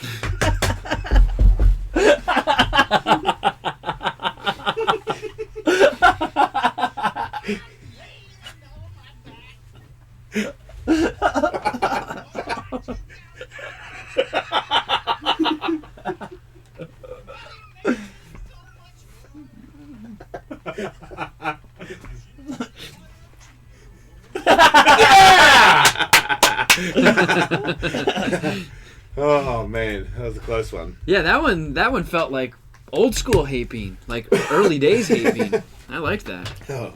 And they're selling all their stuff looks very dusty. They did not make any attempt to gussy it up at all for this fire sale at King. Well, that tells me that we're getting them cheap though. Yeah, but you're also probably getting like at least 2 different kinds of hepatitis. Well, you can scrub it down with stuff and it's good to go, right? Yeah, sure you can. Very unfair, no matter how true it is. This is a used gynecological chair you can have for a couple $100 as well. Yeah. I don't really want that. I'm not into that. Mistress Isabella has a room. The only room that I've never been in that I don't want to go in is she has like a doctor's room. You know what I mean? It looks like a doctor's room and it's got all the things. And I'm like, every time I walk by that, I'm like, I don't want to go in there. I didn't say it, but I'm like, and I can tell she knows. I don't want to go in there. That's a little like ministry. You know, it's not me. That's all. I feel like I don't want anyone to do doctor shit and think that I'm gonna get off on it. Better than dentistry. Yeah, but it's still around the same thing. They're both not cool. Anyway, maybe you would prefer to get fucked by a monster. Yes, I've collected a few items. Wait, there's some. Sorry. Fucked by monsters. Gotcha. Yeah, I did some digging around and found some dildos, butt plugs, sex toys that are not your average sex toy. If the average dildo isn't cutting it for you, is that maybe a candle? A few of these will. It looks like a candle. That's not a wick on the dick. I know. I saw that. That's a song. But wick on the dick. He's got to do Will's news. Wick on a dick. Here we go. Wait, sorry. Wick on a dick.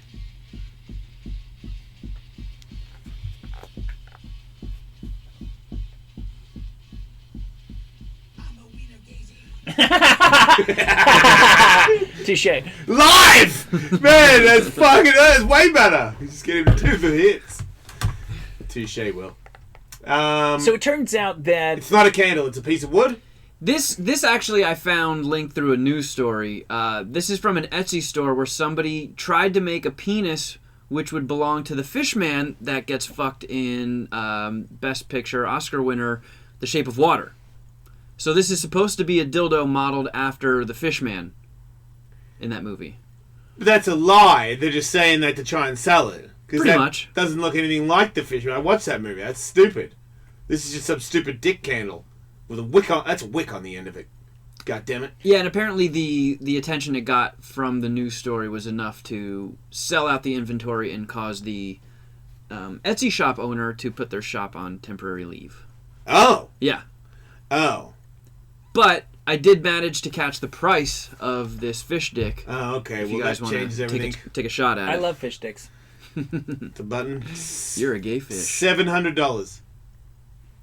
Oh no. $245. $150.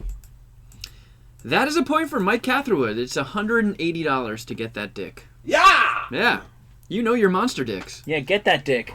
There's one thing I know. So this next one is a dragon dick. That is what this site believes a dragon dick would look Well, like. wait a minute. That's got a thing on the end of it. Oh, it's got a thing on... No. You're not watching it. It's got a... You put your dick in it and your balls come out the bottom of it. It's a fucking cock ring that acts as a... Like, I think your dick goes in there and then you have a dragon dick. And you can no longer feel whatever it is you're fucking. Yeah, but right. you're fucking somebody with a dragon dick. It's like you're not getting it. She wanted a a dragon. hard condom. Yeah. It's a hard condom that your balls can still hang out of. See, I think that this is something that I could be wrong. This is just me guessing. I've never used one or anything, but this seems like a thing that is more for the gays. And it seems like, because I watch some videos, because I'm a big homo, I see gay stuff, and I watch transgender ladies put things in their butt, and they put bigger things in their butt. And I feel like maybe some gay guys might be into their partner banging them with an extra large dragon dick. Or if they just have a small pecker. Or a small pecker. Or no people- pecker. but- They lost their dick and they still have their balls. Well, no, Still because make them stay on. it looks like it's the dick goes in the and then the balls come out the bottom thing. You'd need at least the original stump. Yes. Yeah, you need News for all you stumpies out there. You need a foundation. Original. I would say that you would pay $89 for that. $39.95. $29. Jason, you missed it by 99 cents. It's $89.99. So that is a point for you. Nice. Oh, I know my dragons and my dicks. I don't pay for monster sex toys, so. How well do you know your horse asshole butt plugs? Okay, how do you know? Oh, okay. Wait. I know him pretty well, actually. Is that what a horse's butthole looks like? This is a weird one. Like, I was very confused by this. You're supposed to shove that rectangular blocky bit up your ass. Right. And then you just have the fungus-looking stump hanging out of your ass. So I have a horse ass hanging out of my ass? Yeah. And the website says they modeled this off of the actual mini horse that they own. Oh, you should have gone all the way with the lie and been like, off That of we fuck. last year's Preakness winner. Yeah. Lucky Biscuit. Homo biscuits. It's latex, I'm imagining. Yeah, this whole thing just baffles my fucking brain. Oh, it's made out of genuine horse anus. Yeah. I think that this is one of those things where the gay guys are putting extra stuff in their butt now. There's this transgender girl I follow on Twitter that I don't know how I found her, but she got little boobies and she's got the girliest. She's like a really pretty girl. Like her face is really pretty. You can tell she gets away with having no boobs and she's still a girl. Yeah. Like she hasn't got a boob job, but she still looks like a girl more than any of them because she has a really girly face. So I follow her on Twitter and she posts videos because she does like that OnlyFans thing like a lot of those do, eating stuff with their ass, like eating dildos that look like they don't fit anywhere, and it just disappears in her butt. Like Pac-Man. Ones with she had a big silver one that was, how long is that? 2.5 feet. And it had like rubber rings on it that like came off it like this far off this, like it got thicker and thicker down the bottom, and it had like these big rubber ridges all the way up it, so it looked like it's just like gone. I'm like, wait, that's how far we go up in there? I didn't even know that. I don't know if that's good for your body. I don't know either, man. That person that I Fuck you, followed, my asshole's hungry. that That's a button. Snapchat that I followed, they must have got taken off. They disappeared.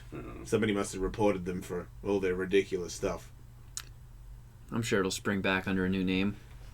Yeah, I actually didn't like the girl. I was the actual girl that was running it. She had little pit bull puppies, and she was always taking videos of her tits and her stomach and like her pubes or something and her friends. And I just started to get more of a vibe on who she was as a person in between all these really ridiculous videos, and I was like, man, she's a real cunt. Like this chick, I know this chick in Australia. I knew her when I was younger. I know that kind of person. She's a real mean bitch. Like she's a bitch to everybody. She thinks she's shit hot, and now she's figured out a way to get money without doing anything. Like she just finds videos on the internet, puts them on this Snapchat, puts a pit bull puppy in her tits, and then she said in little bits, like 5 seconds of her talking, and I'm like, I think she's racist. That was the other thing I came to because if Australians can be racist where they're not, they do this thing where they say racist shit, but it's like, well, I'm just joking.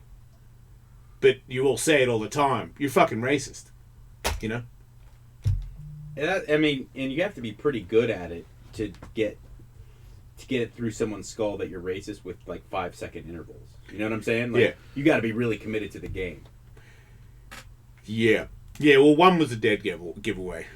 But it's different in Australia because you might not know when you're saying that. Because I'm not sure. I haven't lived there for a long time, and I'm not sure if you can say she's. How do you do it? Igga. You know what I mean? Like this, right. There, and then she rhymed that, and I'm like, you're a white chick from Australia, but you're from Australia, and you might not. You know what I mean? That might be a song.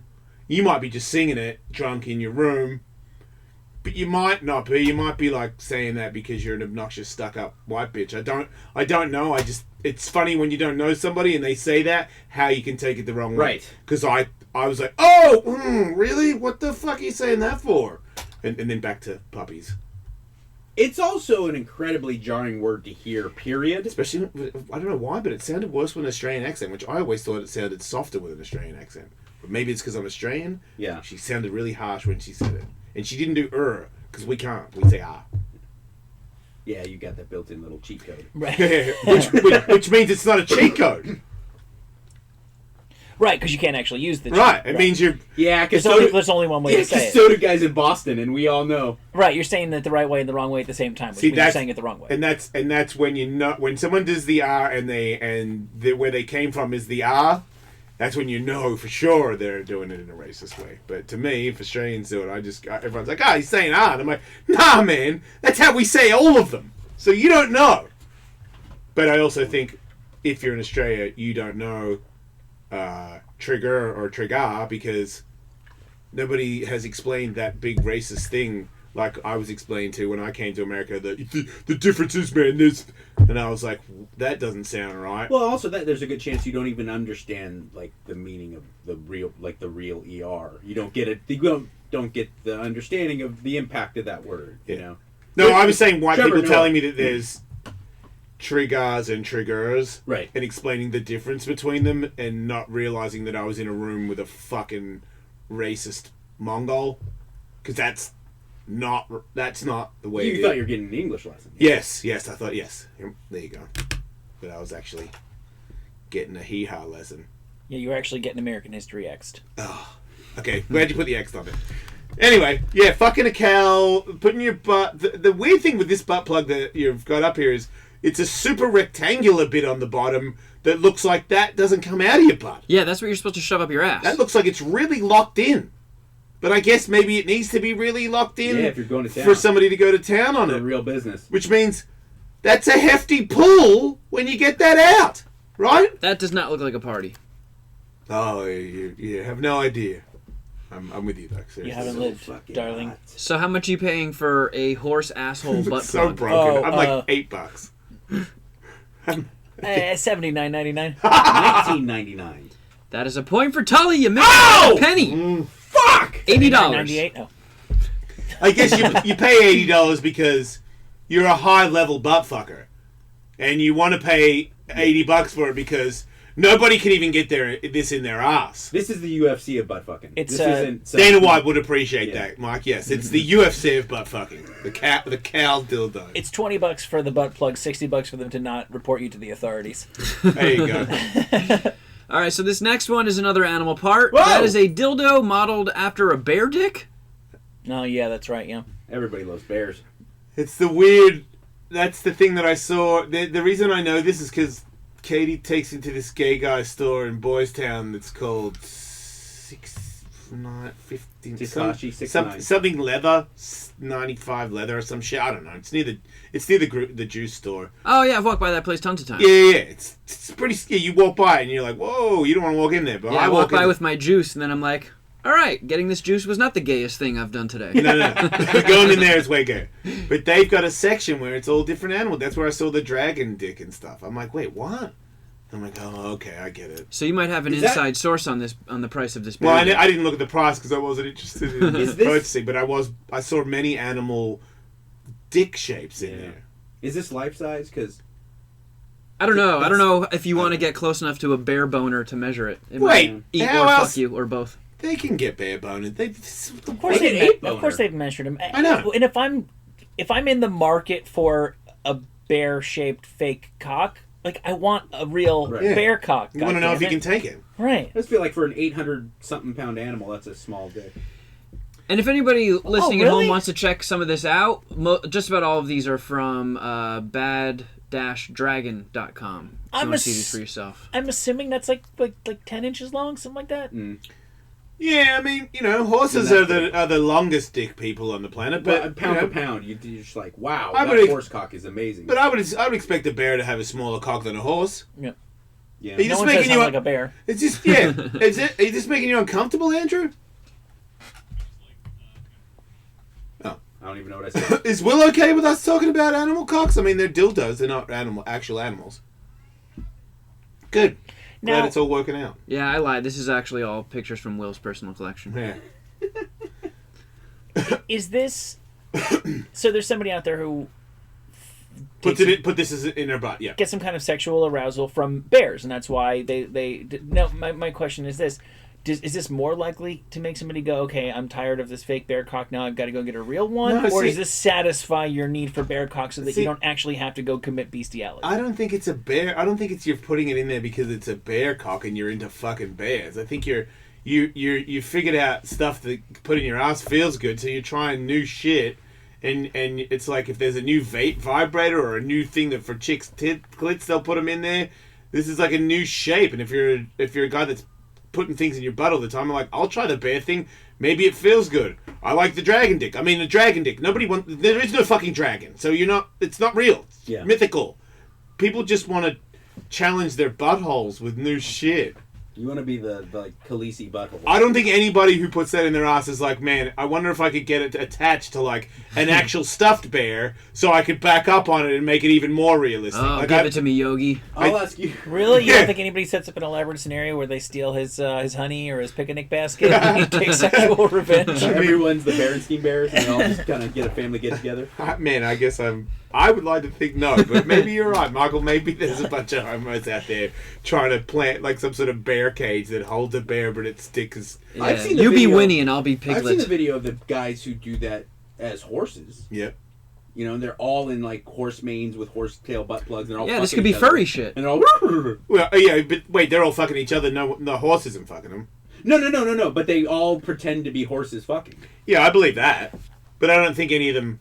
I still say that's like role play. Yeah, that's no, like, they're not. I don't. That's think like I they're- want a doctor or a police officer to fuck me. I don't actually need the real one to do it.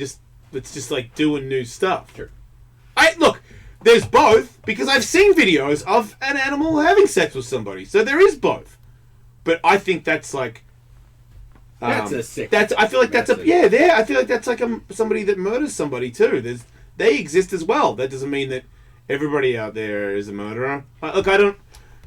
I would like to think that most people that would be interested in putting that in their ass don't actually want to have animal sex. It just makes me feel better about my existence. I'm saying $80. Because otherwise, that store really bummed me. Oh, I'd be so more bummed down there. I'll go $119.95. I reckon it's a $200 dildo. It's probably $250. That's a point for Mike. Yeah! That is only $65 for a bear dick. Wow! Yeah. Woo! Guess that's cheap. So What a this next one is from another mythical creature. This is supposed to be the dick of a griffin. Blake? Looks like a nose. Eric. What's a griffin? Like it looks more like an Eric Griffin than a Blake Griffin. I think it's like a With ginger winged, pubes. a winged tiger or lion thing. Yeah, can we get a picture of a griffin up? Yeah, it's Kathy? It's like a half bird kind of. Yeah, it's like a bird. Eagle. Oh yeah! I know what you're talking about. That's weird Yeah. because they don't have dicks, but It's almost like Sir Eaglecock. that thing looks. Oh yeah, I had it backwards. It It's like a is. lion body with a bird head and wings. So it's the lion dick, really, which is weird. But it looks more like a potato. It does. It looks like a mangled potato coming out of a. That's kind of a badass animal, though. A lion body with eagle claw and head. It is. It is. It's a Yeah, solid they're cool. beast. It is a solid beast. Yeah, I wish they existed. Actually, Me no, too. they would kill me. Well, Yeah, they would fuck. I was gonna you say up. they wouldn't kill everybody. Yeah, they'd probably kill you. And then fuck me with their weird dick. That is. I don't know if I want to get hit with a potato in the ass. So But, how much are you paying for I it? love the feather pubes. I know that's the thing that's going to cost the most. That's why I think this thing's going to be around the $50 mark. Oh God, okay, I'll go lower. I was going to say $49.95. I'll say, okay, I'll go $59.95. No, $39.95. Wow. What you got, Mike? I'm going $65. That is another point for Mike. $95. $95. Woo! Wow. Yeah. You know your dicks. Sure So do, brother. now we go back into the pantheon of real You're really life. good at paying for cocks. What is this? This is a kangaroo dick. Oh yeah, Is it? Jason. All right. Oh man, That's what it's billed as. how should I not know that? I mean, been Music, sucking mate. them since I was born, mate. Since I flew out of me mum's fucking cunt, straight onto a kangaroo cock. That's what we all do. I bet Bendy knows how much it is. She's not calling him. I'm saying that is 45. $59.99. $89. Mike, you are killing it with these. $80. Yeah! $80 for that kangaroo dick. Wow. You know all the dicks. Well, how well do you know tongues? Because this is a dragon tongue.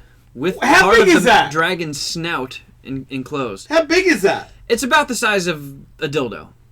Let's So, say it's around like 8 or 9 inches. Is there like a bit on it that I can put my mouth on so I can put the snout up to my face? Oh, that's sweet. It didn't say. Or do I if there is stick or my not. dick in the tongue so that I fuck you with my dragon tongue? I imagine you would want to lay that flat You're thinking on the man. ground, pointing up, and you could squat on the tongue. Oh, yeah, that's right. I could squat down and put that in my butt. You could.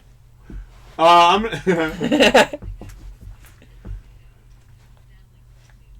yeah. I'm gonna say that is 85 big ones. Nah. $44.95. $119. That's a point for Jason. Yeah! Come on! $75, and that dragon tongue could be all yours. All up in your butt. What do you think about a tentacle? That is just a tentacle dildo. Yeah. I mean, that doesn't have the cool skull on the end of it to tongue blast yourself. No. But it does have cool little squid tentacle sucker things, which I don't imagine. I mean, I don't have a vagina, so I don't know. That is weird. Yeah, I think there's good ribbing and bad ribbing, and this is probably Right? going to be... Why are we both thinking that and we don't have pussies? We're Yeah, I thinking just it's know. weird inside there with that, right? It's a lot. I just don't know how far you can go with ribbing before it becomes uncomfortable. I'm going to say that's a 5-0. I mean, women love like a rigid, veiny cock Change your for mind. sure. $65. I'll get $79.99. I'll go $49.95. Ooh, that's a point for Mike. Yeah! 55 bucks. Sure! God, he's good. So this next one they call the Ridley. It's very Geiger looking. Ooh. Wait, does that go in your vagina? Whatever hole you want to plow that into. Man, that is confusing. Button. Man, my vagina is what... That's a very... My pussy's too basic for that shit. That thing looks like it would hurt. Yeah, you got to be a real fucking weirdo. Yeah, that's vacation sex. It's also quite... Okay, I might buy it.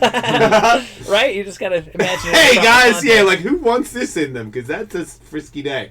I'm gonna say that it's $120 though. Yeah, that's a beautiful cock. It is. $129.95. $150. What was yours again, Jason? Forgot. Well, then you get a point. Yay! Because everybody was way too high. That was $75. I'm pretty sure yours was the lowest. Okay. This next one there are actually two pictures of. It's kind of Is another. that a cock ring? It's yeah. Well, it's a ball ring and a sheath for your dick. So you put your dick in there, but there's a really wide pee hole cut out. She can still come. Yeah, you can come in this person. I don't know what you're gonna feel. You can work the tip. But you can stuff your balls through that big hole in it as well. So it's like bonus. It's like a. I'm confused. It's how more this of thing a works. dick sleeve. Yeah, they call it. Yeah, they call it the Magnus sheath. Oh, that's a cock lobster. What? That is a cock lobster. Yeah, I'm buying it just to see what it does. Boing boing boing boing boing boing boing boing. I want Fred Schneider in the corner of the room. Cock lobster. Ouch.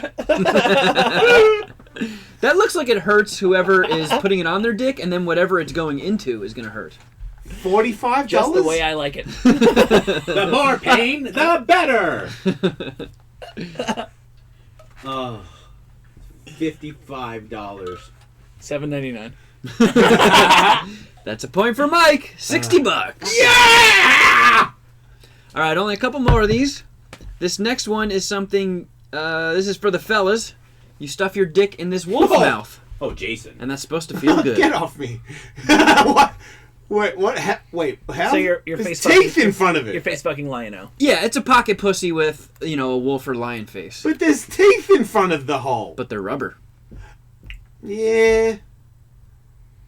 So does it have some electronic guts? No, it's just got, just like fuck it. the ribbed hole that goes all the way through it for you to fuck. $3. And that hole's open, so you could shoot. You could almost make it like vomit, the wolf vomit. If you fucked it from behind, yeah, and you have a really long dick, you could have your dickhead be popping in and out of the mouth. Yeah. $37.95. $4. $49.95. This is a pricey one, so that's another point for Mike. Fuck! $115. Wait, and it doesn't do anything? I mean, doesn't go round. It's a pocket pussy. Yeah, but pocket pussies, they're $115. I think fleshlights can be a little pricey. I don't know if they're that much. Dude, it's gonna look like you're making a magic wolf vomit your cum. Well, you guys are thinking about fucking it backwards. You're supposed to fuck the mouth. No, we're only fucking it backwards here. Backwards. Yeah. Backwards? We need to wrap this up before our guests get in the building. I know. By the way. This is they call this the snowball. I don't know why. It's a weird, deformed anus looking thing with like tumors and weird growths on it. Where? Yeah, it's like Elephant Man's face. It's like it's another pocket pussy or pocket asshole. It just looks like an asshole with balls, really. Yeah, it doesn't look like It's a like an time. asshole with a brain on it, or like it's like if you have like a hemorrhoid fetish or something. Yeah. So what are you paying for that one? $99.99. $35. $40. It's a point for Tully. 95. I'm back. 2 more left. This next one is a butt plug of a dragon egg. Yeah. Ooh. It's very regal looking. Yeah, that's $120. Next question. Yeah, it's Game of Thrones. Yeah. Straight up. So what are you thinking? Oh, $79.99. $150. It's another point for Tully. Only $55. Oh man. That is a steal. Finally, this next dildo is they say in the description it's modeled after a kaiju. What's a kaiju? It's like a Godzilla type beast, like a giant monster that'll come attack your city. That's the thing that goes in your vagina as well, or whatever. Or your asshole. It's very open at the front. It seems tough. Yeah. To wanna, the entry seems difficult. I'm gonna still say because it's got that thing on the back of it that's the same as that other tonguey thing. And that was $125, I think, or $120. So yeah, $120. What do you guys think? Oh boy, $129.95. $199. I think that's a point for Tully. You guys were all very high on it. It's $55 to get Pacific Rim. Oh no, it's a point for Jason. He was $10 lower than me. Well, it doesn't change the outcome, Mike. Sure you are doesn't. still the clear winner. Yeah! Of the Monster Dick Etsy game. Congratulations. I love monster dicks.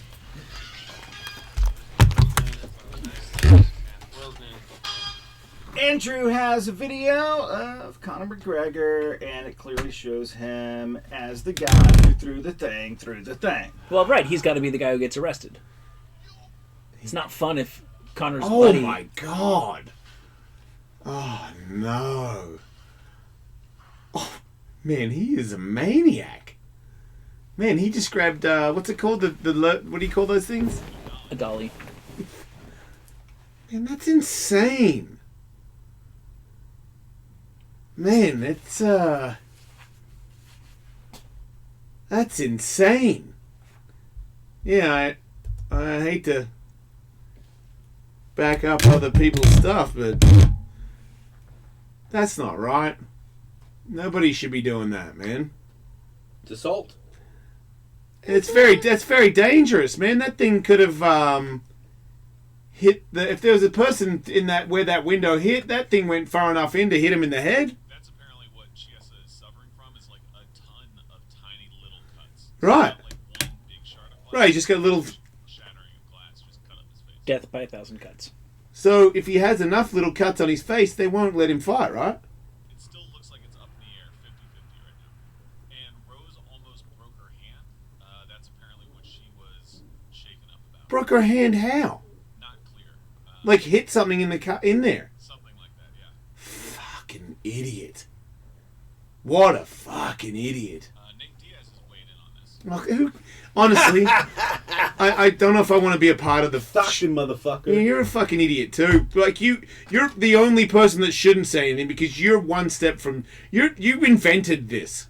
He comes to Conor's defense. Yes, because he would have done it. Yeah. What did he say? He starts off with he shouldn't have been trying to punk his boy when he was alone like a bully. So it is that. He is okay. He is that. You all surrounded his boy, and he's come to defend his honor. Then he expects not to get rolled on, fucking rookie, and then stay on the bus. Haha, you guys got punked. And then just recently, I already slapped and punked both these guys in their teams, though, so that's none of my business. Wait, he slapped everybody on both teams? I didn't see that video. When did that happen? Well, in fights. Oh yeah, well he has. Yeah, yep. Okay, he has slapped every single person he's ever met. Good point. There's no. I'm with Dana on that one. There's no. That's you know. I mean, you want to talk shit. You want to get him to come out and fight. I get it. You know, I mean, that dude did. I saw the video, and you might have. He did look like they tried to crowd your boy, and he was by himself, and that's not. There's no pride in that. Like, why would you try to? You know, if you're going to do it by yourself. It's not very honorable. But you lose, dude. You could have killed somebody. Can we find out? You could have blinded somebody. Can we at least go with that? Yeah. Okay. Well, fuck, man. Who are you? You know, like you don't go around blinding people potentially because somebody said something about your friend. If I said that and I was you, I would say, but he didn't blind anybody. Dude, if I threw that thing in there, and if everybody here, like I said, I'm the closest to him. I'm an insecure, egotistical maniac and I've fallen enough to kind of be a little bit more rational and apologetic for my existence. He is leaps and bounds of ego and insecurities ahead of me, and that is he'll do whatever he wants to anyone and no one will stop him until reality sets in. And if you're that high up, maybe it will never, because you know, if you're that big, he might not ever have to face reality. Oh, it'll set in at some point. It does for everyone. Does it? Of course it does. Do you think it set in for Muhammad Ali before he died? I'm thinking a major way. What? I mean, he could barely stand. Okay, so the disease, you think that grounded him? Yeah, of course. Michael Jackson was drugged out of his mind in a but that means he's not. Yeah, but he was just all these people. But that's a good point of a person that never found reality. No, never found reality. He stayed in the clouds. But also, I think there's a certain amount of pain that you probably have that makes you continue down the path that far. Well, whether you or not you find your way to real reality, your fake reality closes in on itself. Yeah, I mean, Prince's apparently did. Yeah, you don't. David Bowie's stay did that not. guy forever. Who? What? David Bowie's did not. Right. He might have escaped. Yeah. It's rare. But it's rare, yeah. It just seems like I don't know. Just I want you're fighters and you want to fight each other. Okay, good, fight each other. That one is just I don't understand. Even if the guy was in the glass, saying something through the glass, it doesn't add up that you would throw that in there. That is like, I don't care about anything. Like, why not get a sword and start throwing that through the side? Like, you've gone AWOL. You've gone crazy. And Dana, I think, has worked on legitimizing the sport. Mm-hmm. And I think that helps delegitimize it and make it seem more of a wrestling thing. I wonder if it's more of a Irish thing, like when I see soccer videos and stuff. Is it more of a? It's easier to sort of be okay with throwing things and riot, be quick to riot or look like you're in a riot scenario because that's what you grew up doing. Is it like because when I watch all YouTube Irish soccer, like it's very easy that Irish people are quick to like throw crazy shitstorms and just rip places apart if they don't get what they want. I don't know. When you say I come from the mean streets of, you can pretty much fill in the blank of what city that is from the world, and I think you're basically talking about the same thing.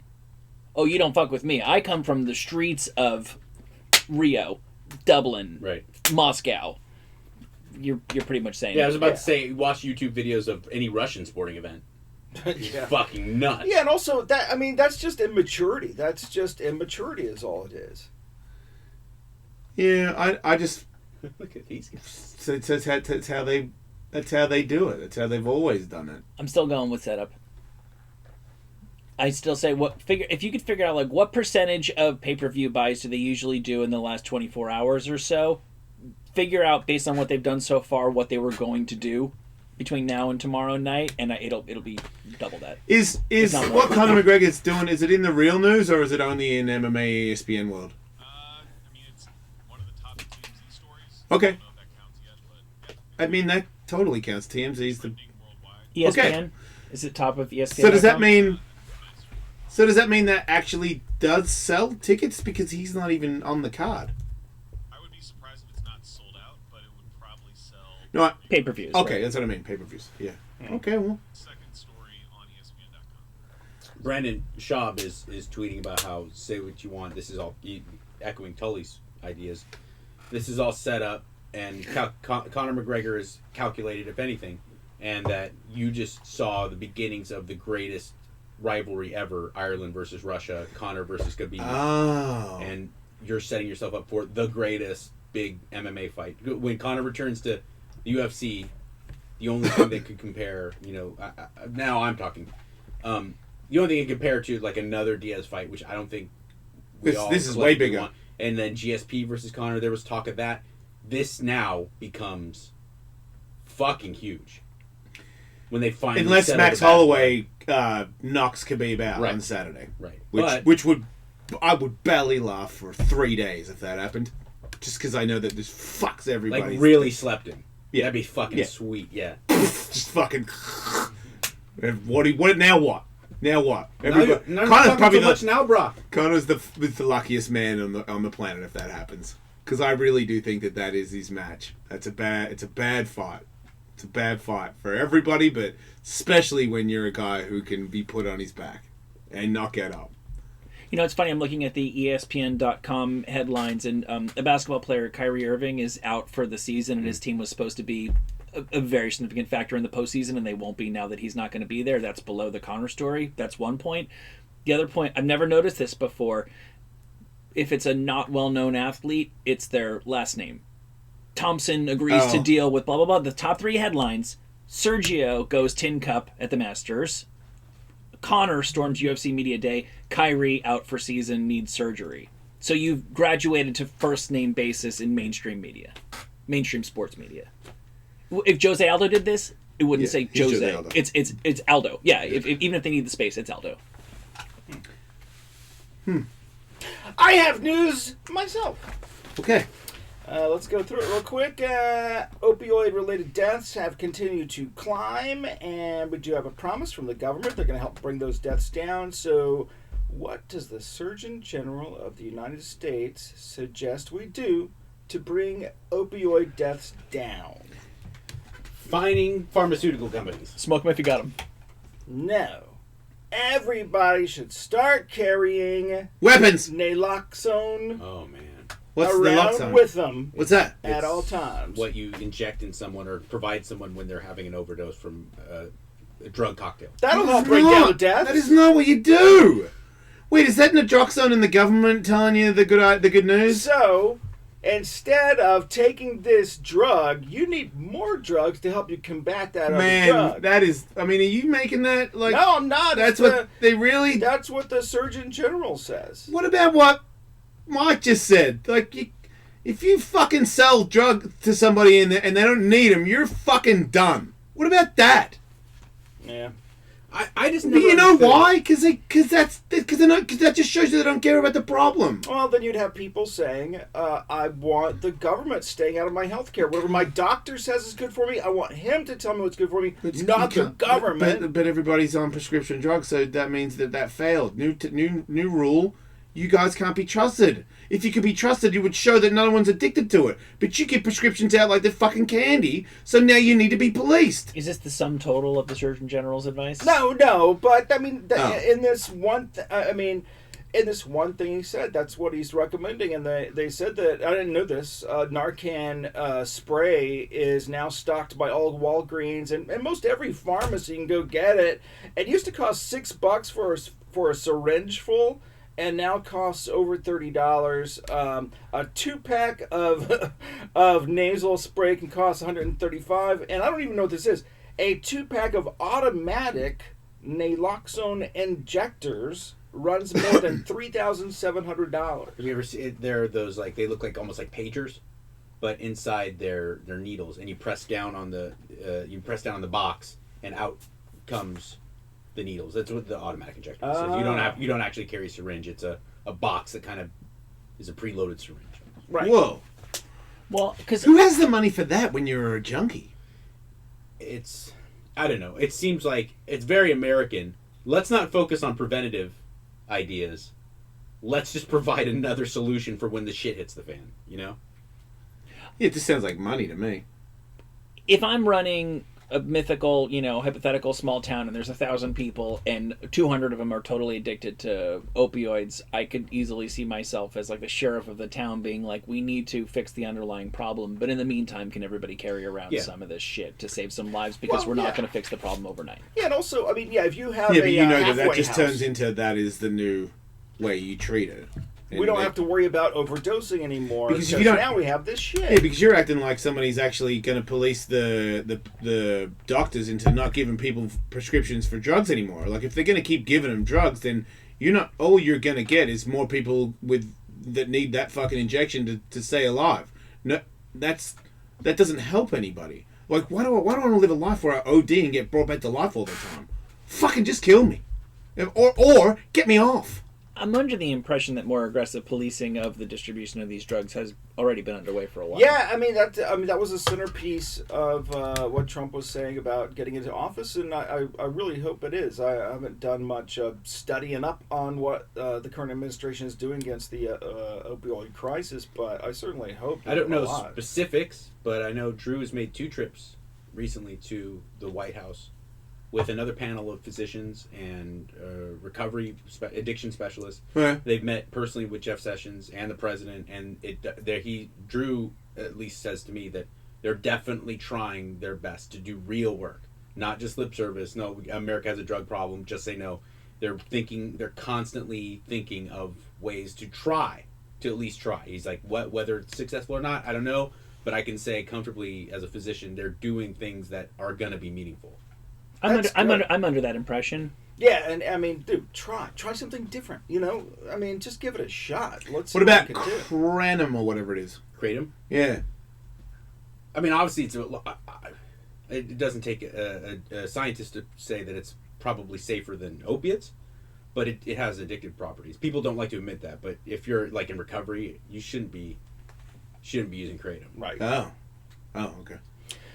Scientists have been growing in a laboratory for the first time. Heads! Close? Close. Oh. You were close when you said heads. Miniature human brains. Oh my goodness, I'm reading a book sort of about this, and I don't know why, because it's the worst thing to read before you go to bed. Go ahead. Miniature human brains with their own blood vessels. After they implanted the brains into mice for 2 weeks, they found it had grown capillaries that penetrated all the way to the inner layers. So they're taking brains and put them in mice. Does that mean the mice are thinking, "Oh my God, I'm in a mouse body"? I don't know.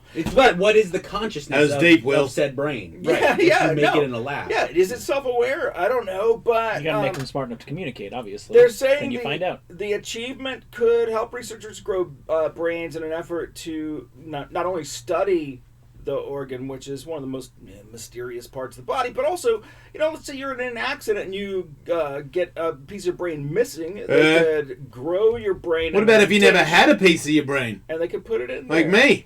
Yeah. Well, and also they can put that piece in there. Empty spot you've got in your Yes. head. Yeah, put some brain in there. It's getting emptier. Fill it up. It's filling up with air. I'm reading a book right now. I don't know why I'm doing this to myself. It's all just about dying, and I just read a chapter about Alzheimer's, and that's what this ties into. Is they're trying to figure out a way to swap in for the bad part, because that's pretty bad. It said there's you have billions of brain neurons, and they all fire 10,000 times every nanosecond. Yeah. Not mine. It's a busy bee. No, it is. And they form pathways that are strong over time. Like you skateboarding. your neurons have formed a pathway that knows where it's going. Ooh. When you're skateboarding, because you More. jump a lot. The mouse, when he has the little brain, they take his brain out and they put the little human brain in? I guess so. It said transplant. It's like wasn't one a little mouse with a giant brain? Okay, you're asking me questions I don't know. That's not in this story, actually. Daniel Amar. Wait a minute. 46. Wait a minute. Yeah. The mouse with the brain. Yep. Human brain in his head. Miniature human brain. Miniature human brain. It Yeah. starts to fire off and it starts to figure things out, and all of a sudden he's like, I don't like cheese anymore. I like sandwiches with lettuce and tomato. Right. And wait a minute, I'm in this box. It's a very small box. I'm kind of bored. What's up with the big guy? Hey, big guy, can I get a fucking... Like, does he start... Can he get more advanced and then think how bummed out... Because if I'm getting human brain, Yeah. and then I, like, see reflection in the glass or whatever, and I'm like, ah! You know, I'm a mouse.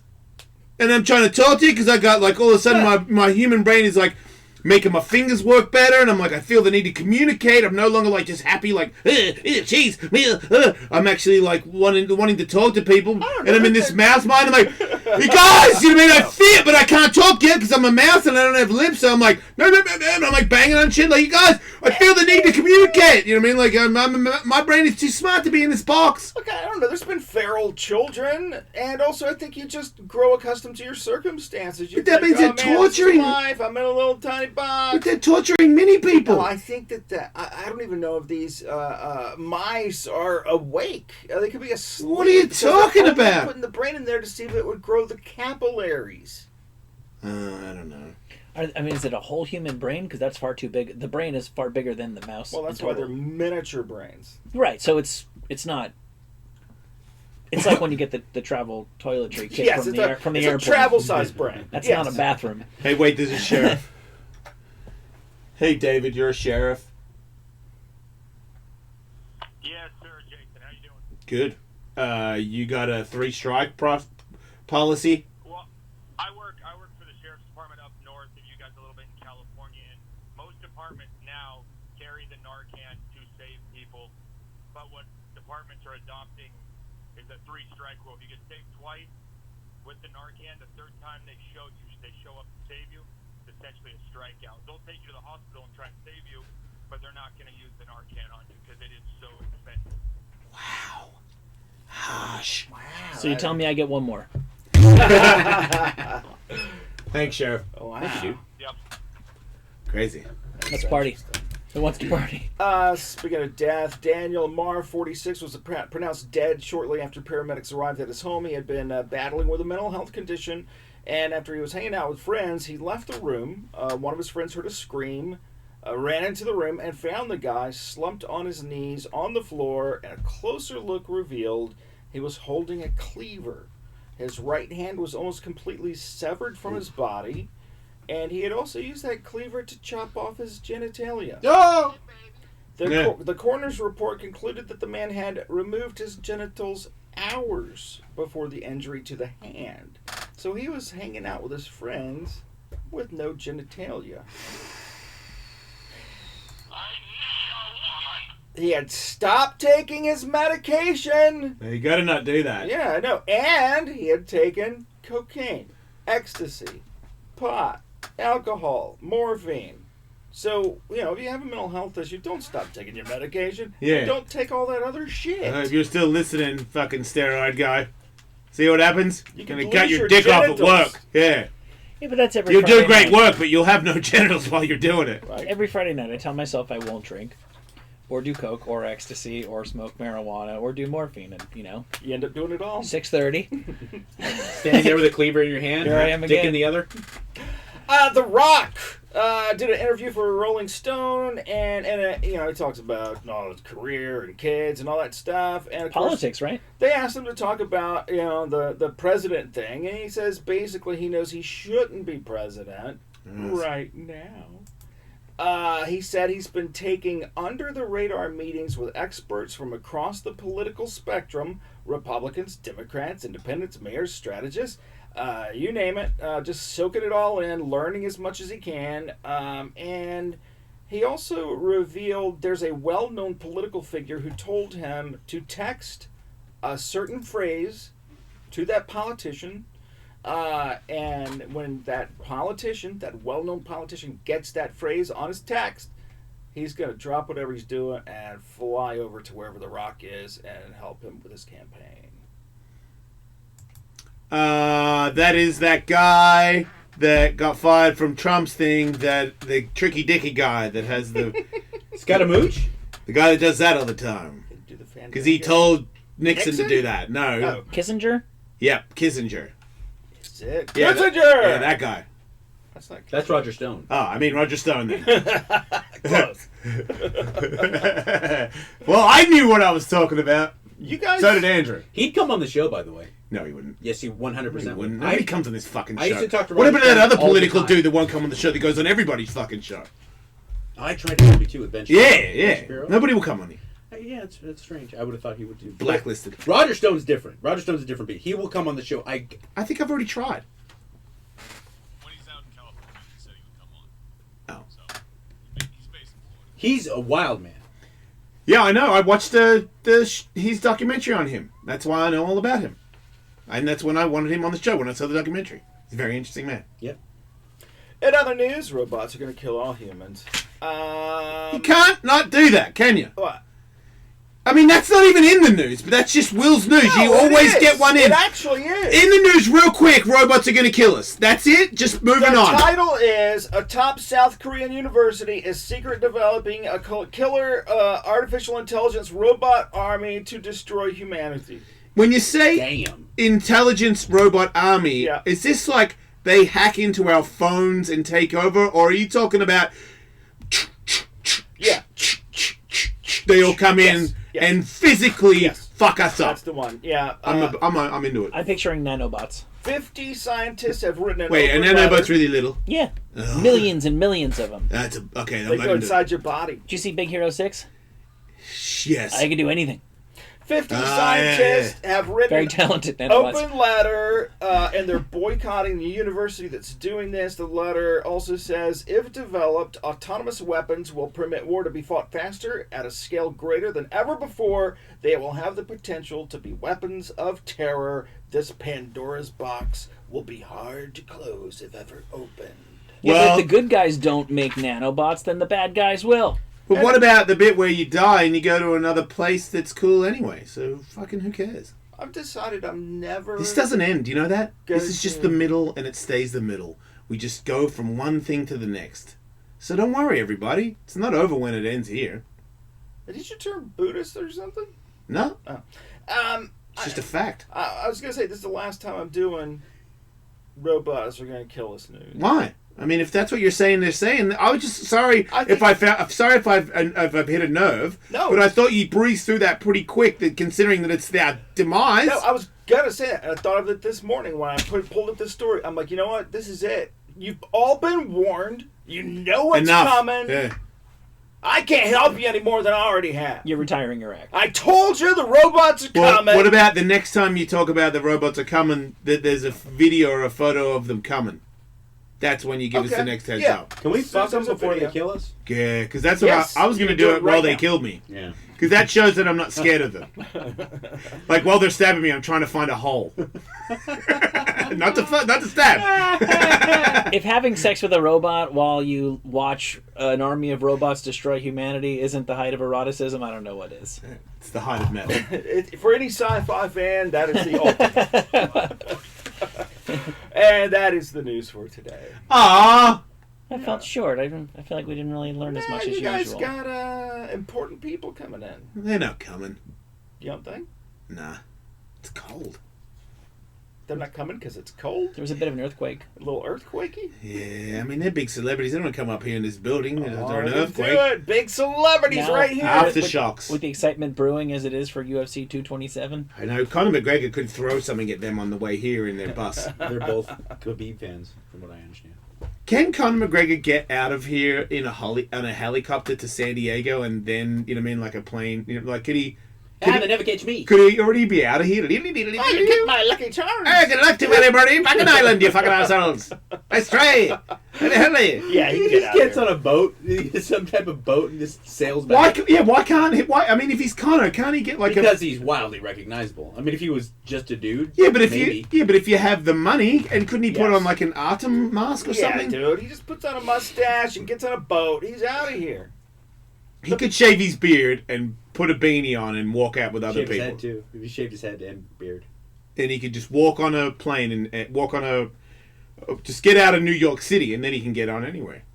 Right. Would they actually be able to... I guess they would, right? Just put out like an all-points bulletin to every single airline that if Conor McGregor tries to check in for a flight, they can't get on the plane. They must be able to do that for like Yeah, but he's got serious criminals. He's and got stuff, right? private jets. So Yeah, that's what I'm saying. If he gets Bob Smith is going to have his private jet to Japan. No, if he wait, gets on but somebody hear else's me out. private If he jet. makes it out of New York City and he can get on a plane on another airport before they know he's left New York City, Conor McGregor can get a private jet from LA to Ireland. Why can't he just hop Well, no, on? not now because he has to show his passport. He has to get through. Yes, it will. You still have to You go through. You kind customs. of don't. A private jet. No. Private jet. I've been on a private jet. Me before. too. You kind of don't, dude. You kind of just get on the plane and go. Yeah, they don't look at your luggage or anything. It's kind of insane what you get to do on a private What about, jet. what about enjoying a nice yacht trip down to Cuba and fly from there? Yeah. If Go up to Canada. Getting from New York to LA, I buy. It's just getting out of the country. Even on a private jet, they're gonna need passports. You can't just get out of the country. Yeah, but it doesn't. But I'm saying usually it goes. Somebody in the team brings all the passports to one person, and then they go through. And if it's not, if it's just a customs person in LA, I don't know if it's like, oh, you're Conor McGregor, like if it's a bunch of people. Toronto, Or wait, if he's Mexico. here with all of his boys, if he shaves or something, can he pass as another one of his boys and just use that passport and get lost? Yeah, I'm talking. Irish people all look exactly the they same. do. And you've sound the same. You've got all that money. You can get out of the country. Yeah. You can do anything you want. He's probably laughing on a jet right now, watching it all. You could probably throw something through a bus window and get away. Be better with the Mexican. Yeah, fucking that's okay. You're right, fucking day for sure. I'm damn. Don't worry about it. What if he fled to Mexico? That'd be the shit. Look Because at then it's all anything can happen. Oh, we could just Where's Waldo himself in Dagestan? Yeah. Ooh, I would. If I was him, I would not go to Dagestan. I mean, I know he really wants to fight him, but not.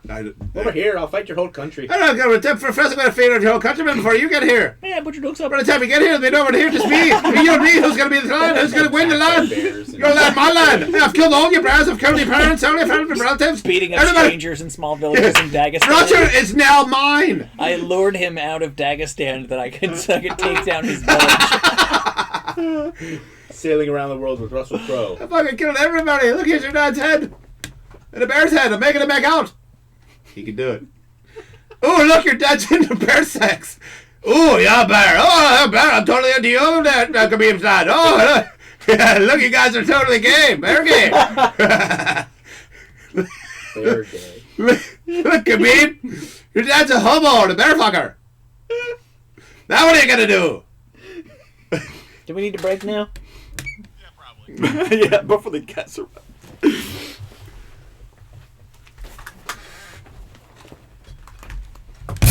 Oh, bear gay. You rub it on your muscles.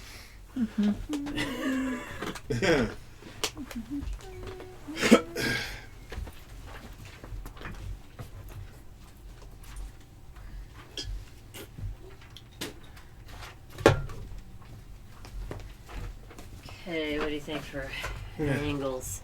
Don't do them? Okay. They don't even put the video up anymore anyway. They do. Do they? Yeah, we just loaded up your fight, or the fighter from last week when I was out. I can't remember who was in Ferguson. Okay. Are you feeling better? Ugh, I don't know. It's cold. It's kicking my ass. Andrew, how many followers does it say I have on the laptop? Like, there's a thing going on. It's called a shadow block or something. On the Instagram? Something's happening, man. Well, I know Twitter was just like dumped out a bunch of fake accounts. They're trying to clean up stuff. Yeah, I think but- they got rid of like 1.2 million, something like that.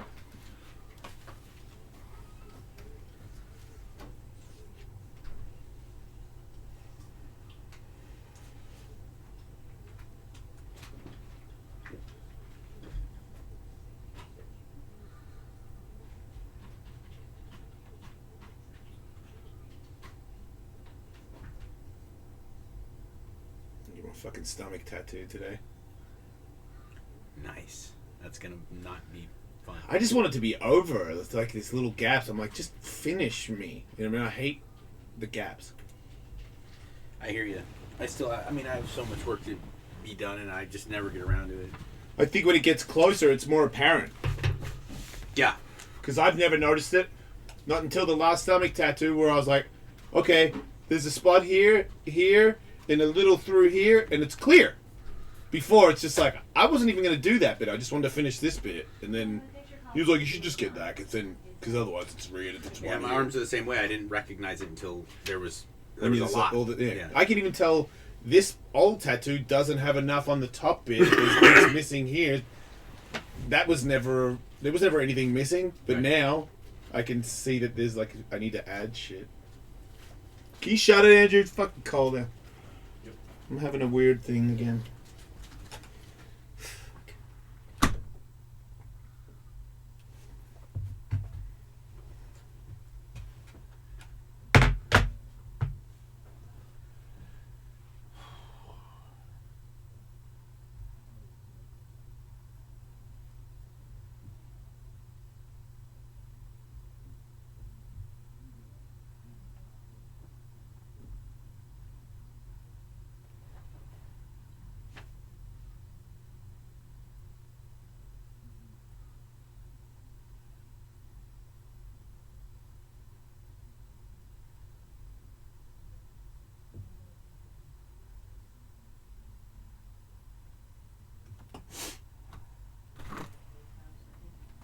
Oh, just in general, yeah, of course.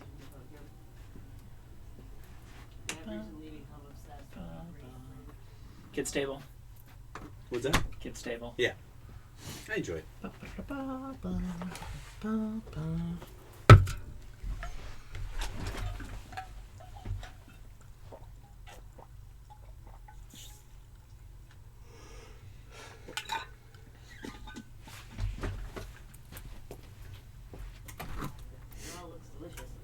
So are we the first people who get them? Yes.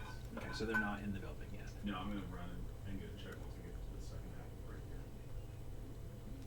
We might want to air this out a little bit. I think it would be noticeable if you're walking in here that there's some sort of vapor in the air. Is there? Don't shut it.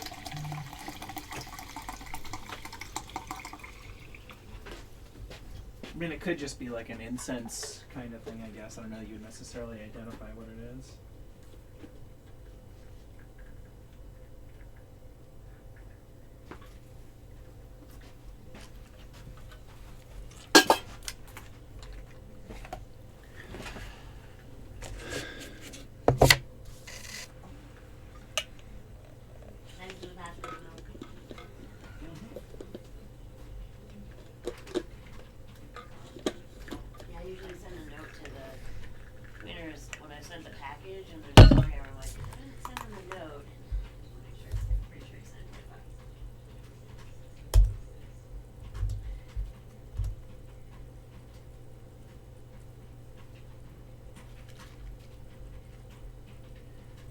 Oh, so Channel Islands is supposed to be the epicenter of the earthquake.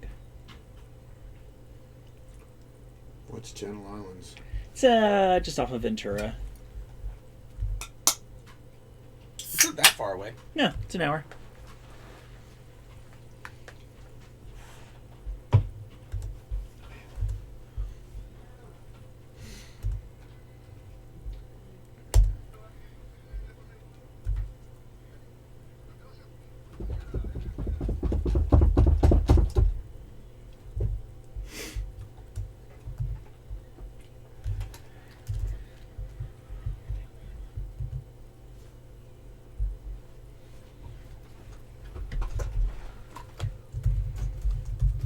They should be here in just a minute.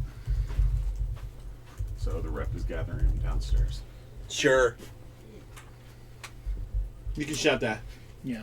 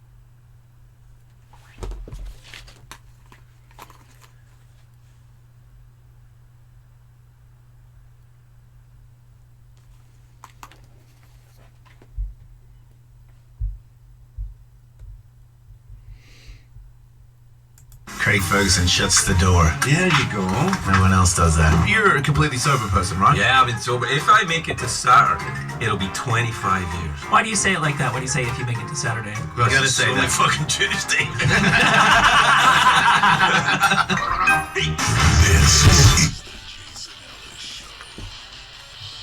Jared Leto is planning to see the real America up close and personal by hitchhiking from Los Angeles to New York City. Or vice versa. By himself? As far as I know, yeah. Or on camera? No, I don't know. Maybe he'll like Snapchat it or something. Shia LaBeouf did so something by himself? exactly the same. Yeah, yep. He's gonna get his ass fucked. Coincidentally, 30 Seconds to Mars have an album coming out entitled America. Oh. Yeah. Oh, man, that's such a... I thought he was just gonna travel... He said if it goes #1, he'll shave his beard, too. Come on, buy my record, buy my record. He really said that. Why? I thought he was solid. He didn't need any gimmicks or anything. Because, you know, when you care so deeply about your project that, you know, you want people to check it out and you'll do anything to promote it. We have guests. Is that how he talks? He whispers? Wow. Hi, guys. Hi, I'm Nice Felicity. to meet you. Hello. You're Mike? I am Mike. Yes. Nice to meet you. And Mike? Mike as well. And there's Come on in, guys. We are live Take on a the seat. air. How you doing? How's it going? William H. Macy Jump in. and Felicity Huffman. Hello and welcome. In the house. Right? Thank you. Accidentally came on the Jason Ellis show. How's it going, everybody? You good? Pretty great, thanks. Really good. You guys are great. You're very serious. Very like high level of what you do, and I'm not. So it's very intimidating to have you here. It's very respectable in what you've done, and you seem like, as I don't know you as people, but you also seem not only professional at your work, but when you're not working, very professional. Don't hang out with shitheads like me. So No, very uncomfortable. No, you're wrong. Let me answer. I know you do. I know you do. Okay. You hang out with shitheads like you all the time. I feel a little bit calmer. Thank you. Not that many shitheads, though. So you both appear in the new movie Crystal, which William, you also directed. I did.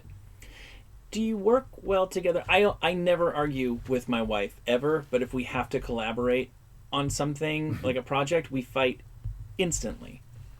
Like what? Like when you play tennis together, or like when you what together? Like if she wants to help me with my work, or if I want to help her with hers or anything, hey, I need a little help with my website or something. She's like, well, just, and I'm like, well, I know, I'm trying to. And it happens instantly, and I don't know why. And then we put the work down and we go back to being very pleasant around one another. Is it hard to work together? Because you don't always have that chemistry just because you have the personal chemistry.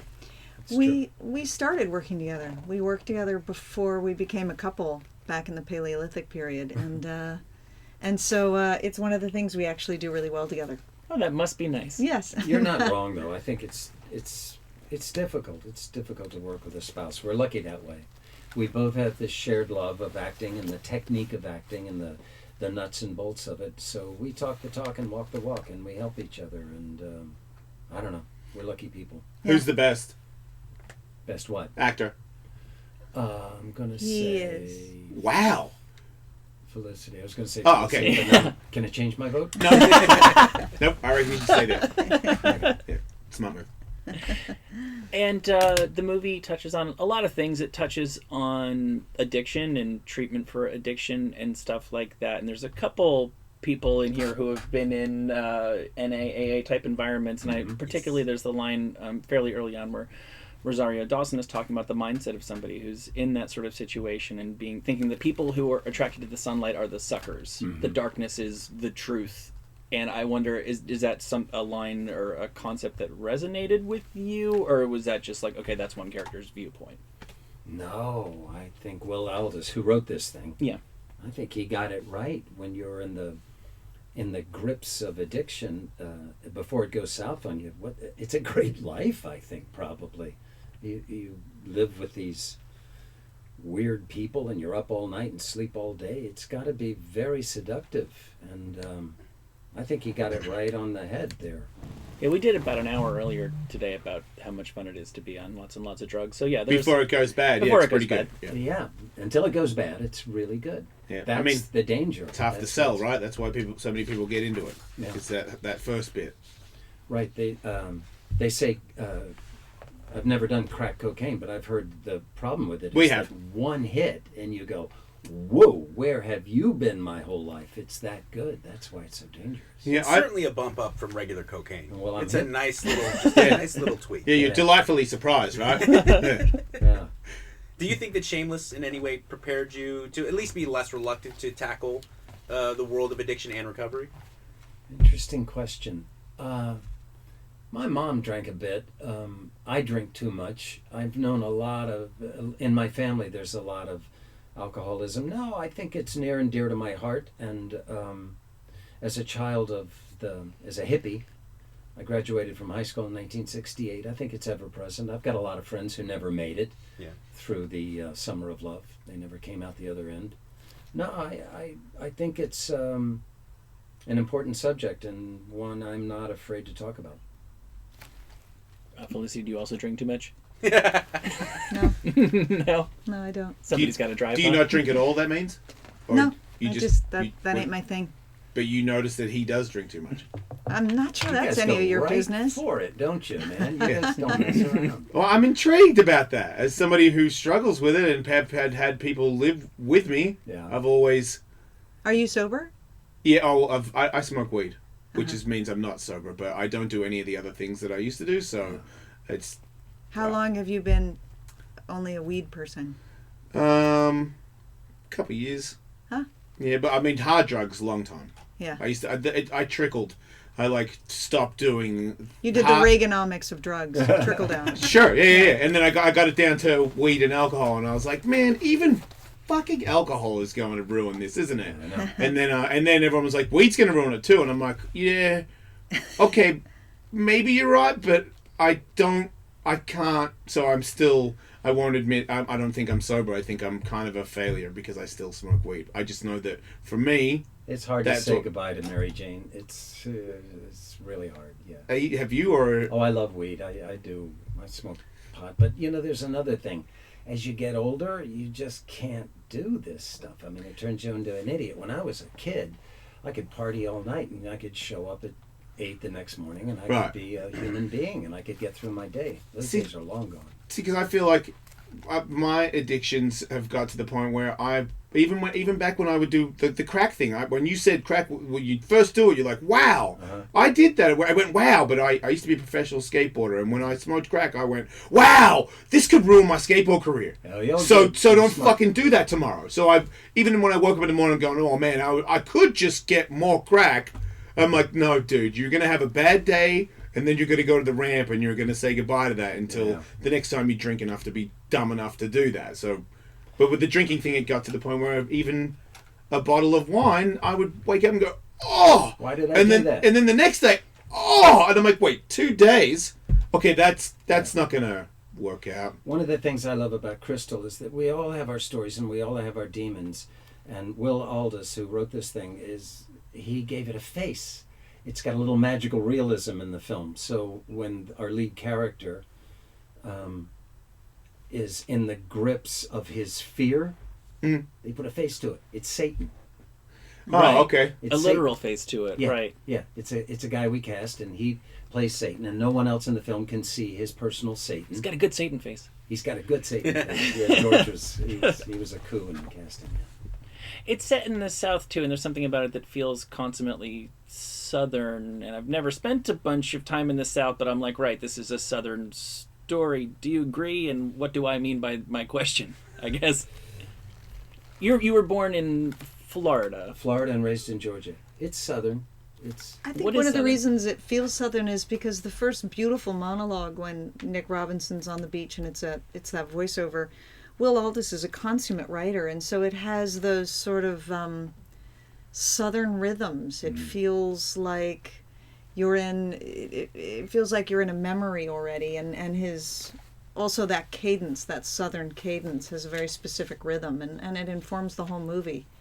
I think that's one of the reasons, and I also think there's a typical Southern family. I don't know if it's typical, but there's a type of Southern family that's artistic and well-bred, as they said, and also kooky and crazy, and I think that informs the movie as well. There's a politeness in the South that I think goes very well with addiction, and an addict is someone with a secret, generally speaking, and there's a politeness in the South that we don't talk about unpleasant things. We just don't do that, and so I thought that added to the story. Will Aldous is not a Southern. Well, maybe he is Southern. Maybe he does have experience with the South. I don't know why he said it in the South, but it sure fits. We've talked about this moment a million times, this little grace note in the book and the movie Midnight in the Garden of Good and Evil, where Kevin Spacey has to, during the court proceeding, has to reveal that he's gay, so his mother sits outside, because if he doesn't say it to his mother, then it never really happened. Exactly. I feel like that's kind of what you're talking about. That's kind of it, yeah. I forgot about that. Yeah, it's just one of those little things that's just, it's a moment. I was surprised to see Rick Fox in this movie. Oh, I love him. Hey, isn't he good too? Yeah, he's really good. That could have been anybody, the way that you introduced the actor walking in, and that was not the face I was expecting. He came on Shameless and did 2 or 3 shows, and I was in those scenes with him, and we had the best time together. We did a scene where my character Frank Gallagher ends up with 2 pounds of cocaine that all he has to do is drive to someplace and give it to the guys. Well, you know the end of this story. We snorted it all in one night. And even though it's just pretending to snort cocaine, we just howled at the moon for 3 days. It was just great. That's pretty awesome. He's been in a lot of stuff though. Yeah. Like he's a cameo machine from back in the day, right? Yeah. Like they had him on all kinds of stuff. I remember seeing him.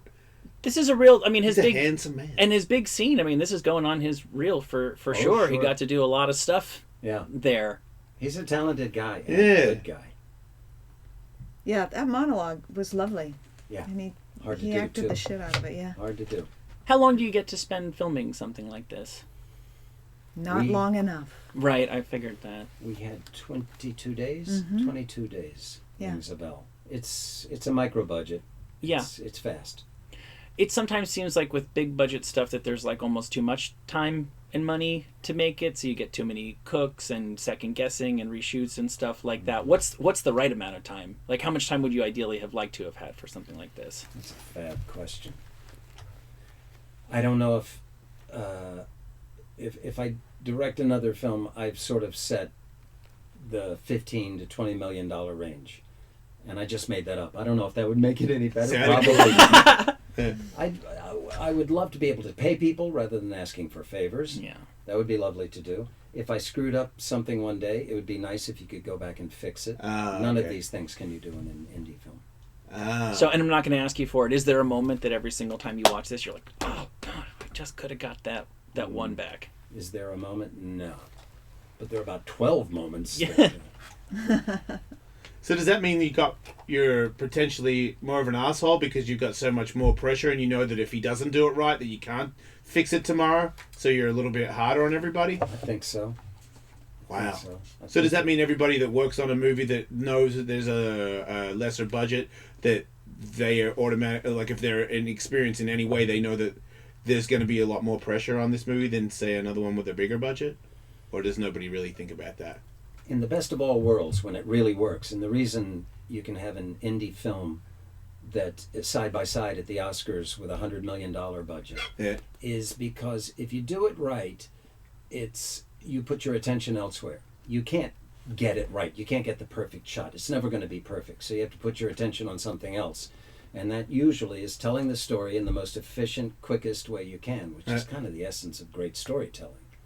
And I think one of the reasons indie films are so addicting to us is that they really go to the essence. That's all the time you've got. You can only shoot the essence of the story. You have to cut all the superfluous stuff. Do you think it helps to have a cast that believe in your baby? Sure. Like, do they? Because I feel like if I know that this is all your pressure, and I know that you don't have time to redo things, but I see that you really believe in this thing, then I'm like, man, when I show up today, like I'm bringing my A game so that he doesn't have to be like, fuck, we could have done better, could have done it tomorrow again. Yeah. Do you feel like totally? I mean, if they love the script as the director does and the producer, they work harder. They show up. It's fun, and you can do astounding things for no money.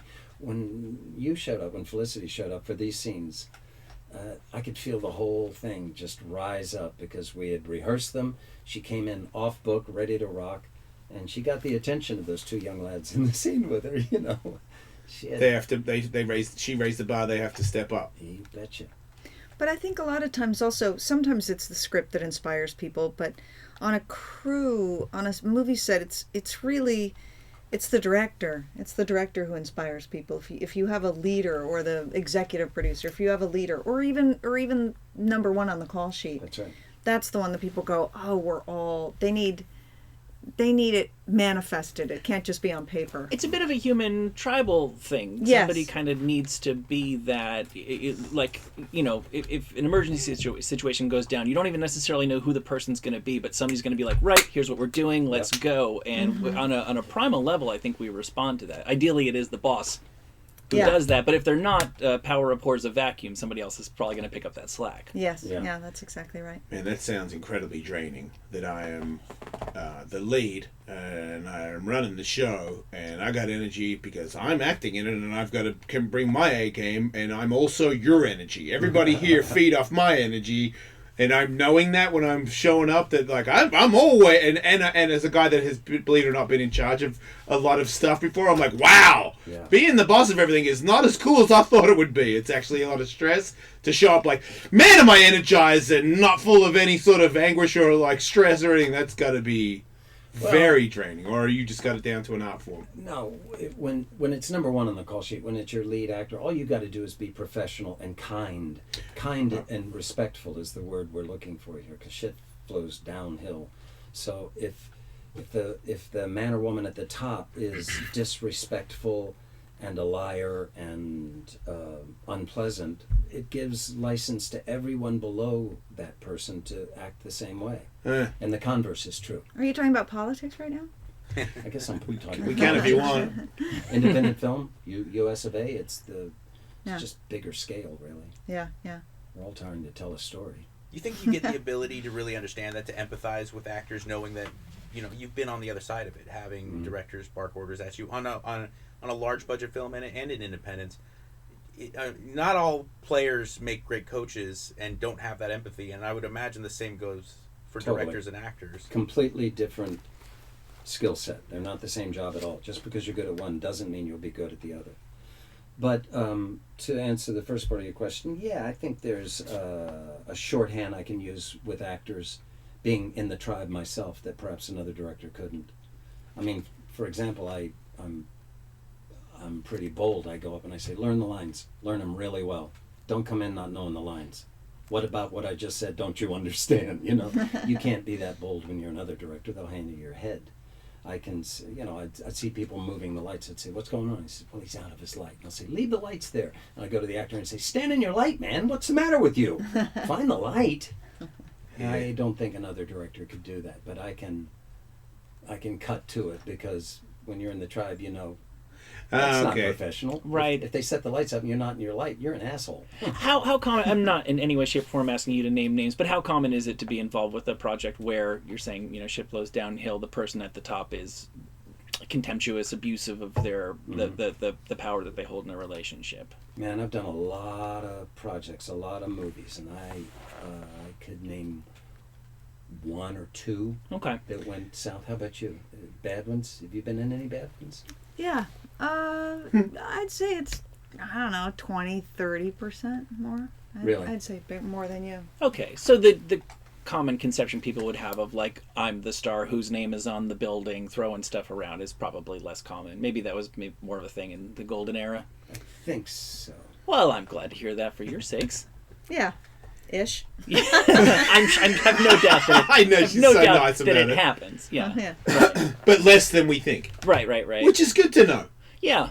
And man, Rosario Dawson, go ahead, please. It's you have to remember that, particularly for actors, I think it's 5% of our union that makes a living wage, which is about $50,000 or under, and it's the top 2% that makes, you know, all that huge money, and probably 0.5% that makes the big money we're talking about. So when you find actors, a lot of it is luck, but a lot of it is hard work, and the majority of them are, they've come up through the ranks, particularly if they're older, they've come up through the ranks, they've worked their ass off, they're grateful to be there, and they know their stuff. So it's like, it's not a profession that you go into lightly. If you can get out, you should get out. Well, it sounds similar to what you guys always say about professional fighters, is they're the safest people to be around, because to get to where you're like actually a human killing machine, you've learned so much respect for the craft of what you're doing. Oh. You don't want to run into the guy who's had 3 boxing lessons, who has no respect for it, but actually kind of maybe knows how to turn over a punch. Yes. Yeah.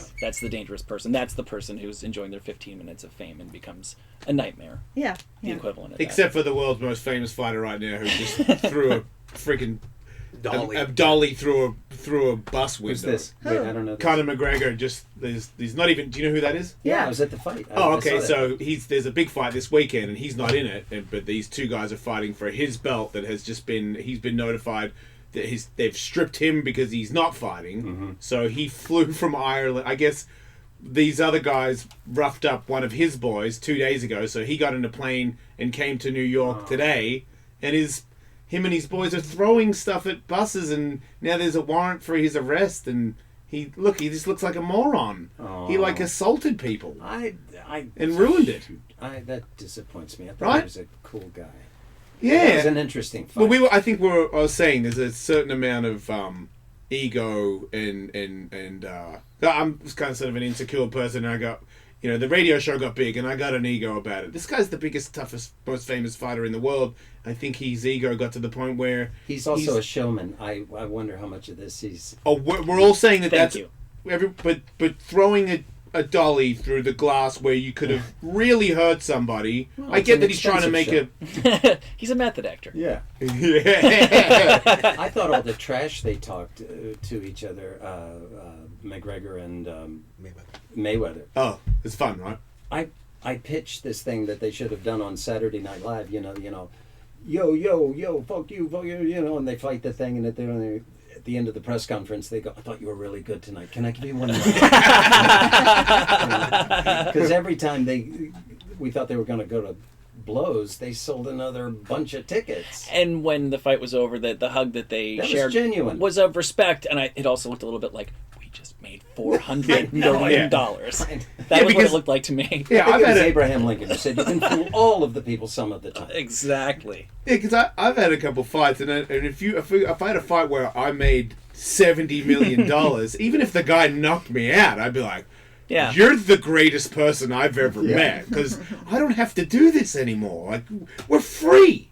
I mean, you were already free because you already had Mayweather money, but I never had $80 million for a fight. I am now officially free. Right, exactly. There's a big silver lining to that. But if either of those guys hit you in the face as hard as they can, you might not be able to enjoy your retirement. You may never recover from a punch. Right, there's definitely, there's certain, when people say they'd fight Mike Tyson for a bunch of money, I'm like, well, you need to do a lot of face exercises to be able to wake up from that punch. The average person that gets punched by Mike Tyson, you will be dead. Yeah. So you can't say that you wake up to spend all the money. You're not going to be awake. That's the risk you take. We have to let you go. We have to wrap up the show. Thank you so much for coming by. The movie's really terrific. Crystal opens April 13th. I started to say, and you already know this, Rosario Dawson is amazing, as usual. Isn't she sexy, amazing, funny? Did you or did the writer come up with the introductory bit of the water squeezing out of... What a potent visual image of the water squeezing out of her shirt. I'll take credit for that. All right. Well done, William H. Macy, and thank you so much for coming by. Nice to meet you as well. Felicity Huffman. One more time. Crystal opens April 13th. Enjoy your day, everybody. Thanks for having us on. This was fun. Thanks, guys. Thank you. Thank you. Nice to meet you. Thanks, Mike. Nice to meet you. Later, greater, like a big fat potato. Thanks for your support. See you later. See you guys.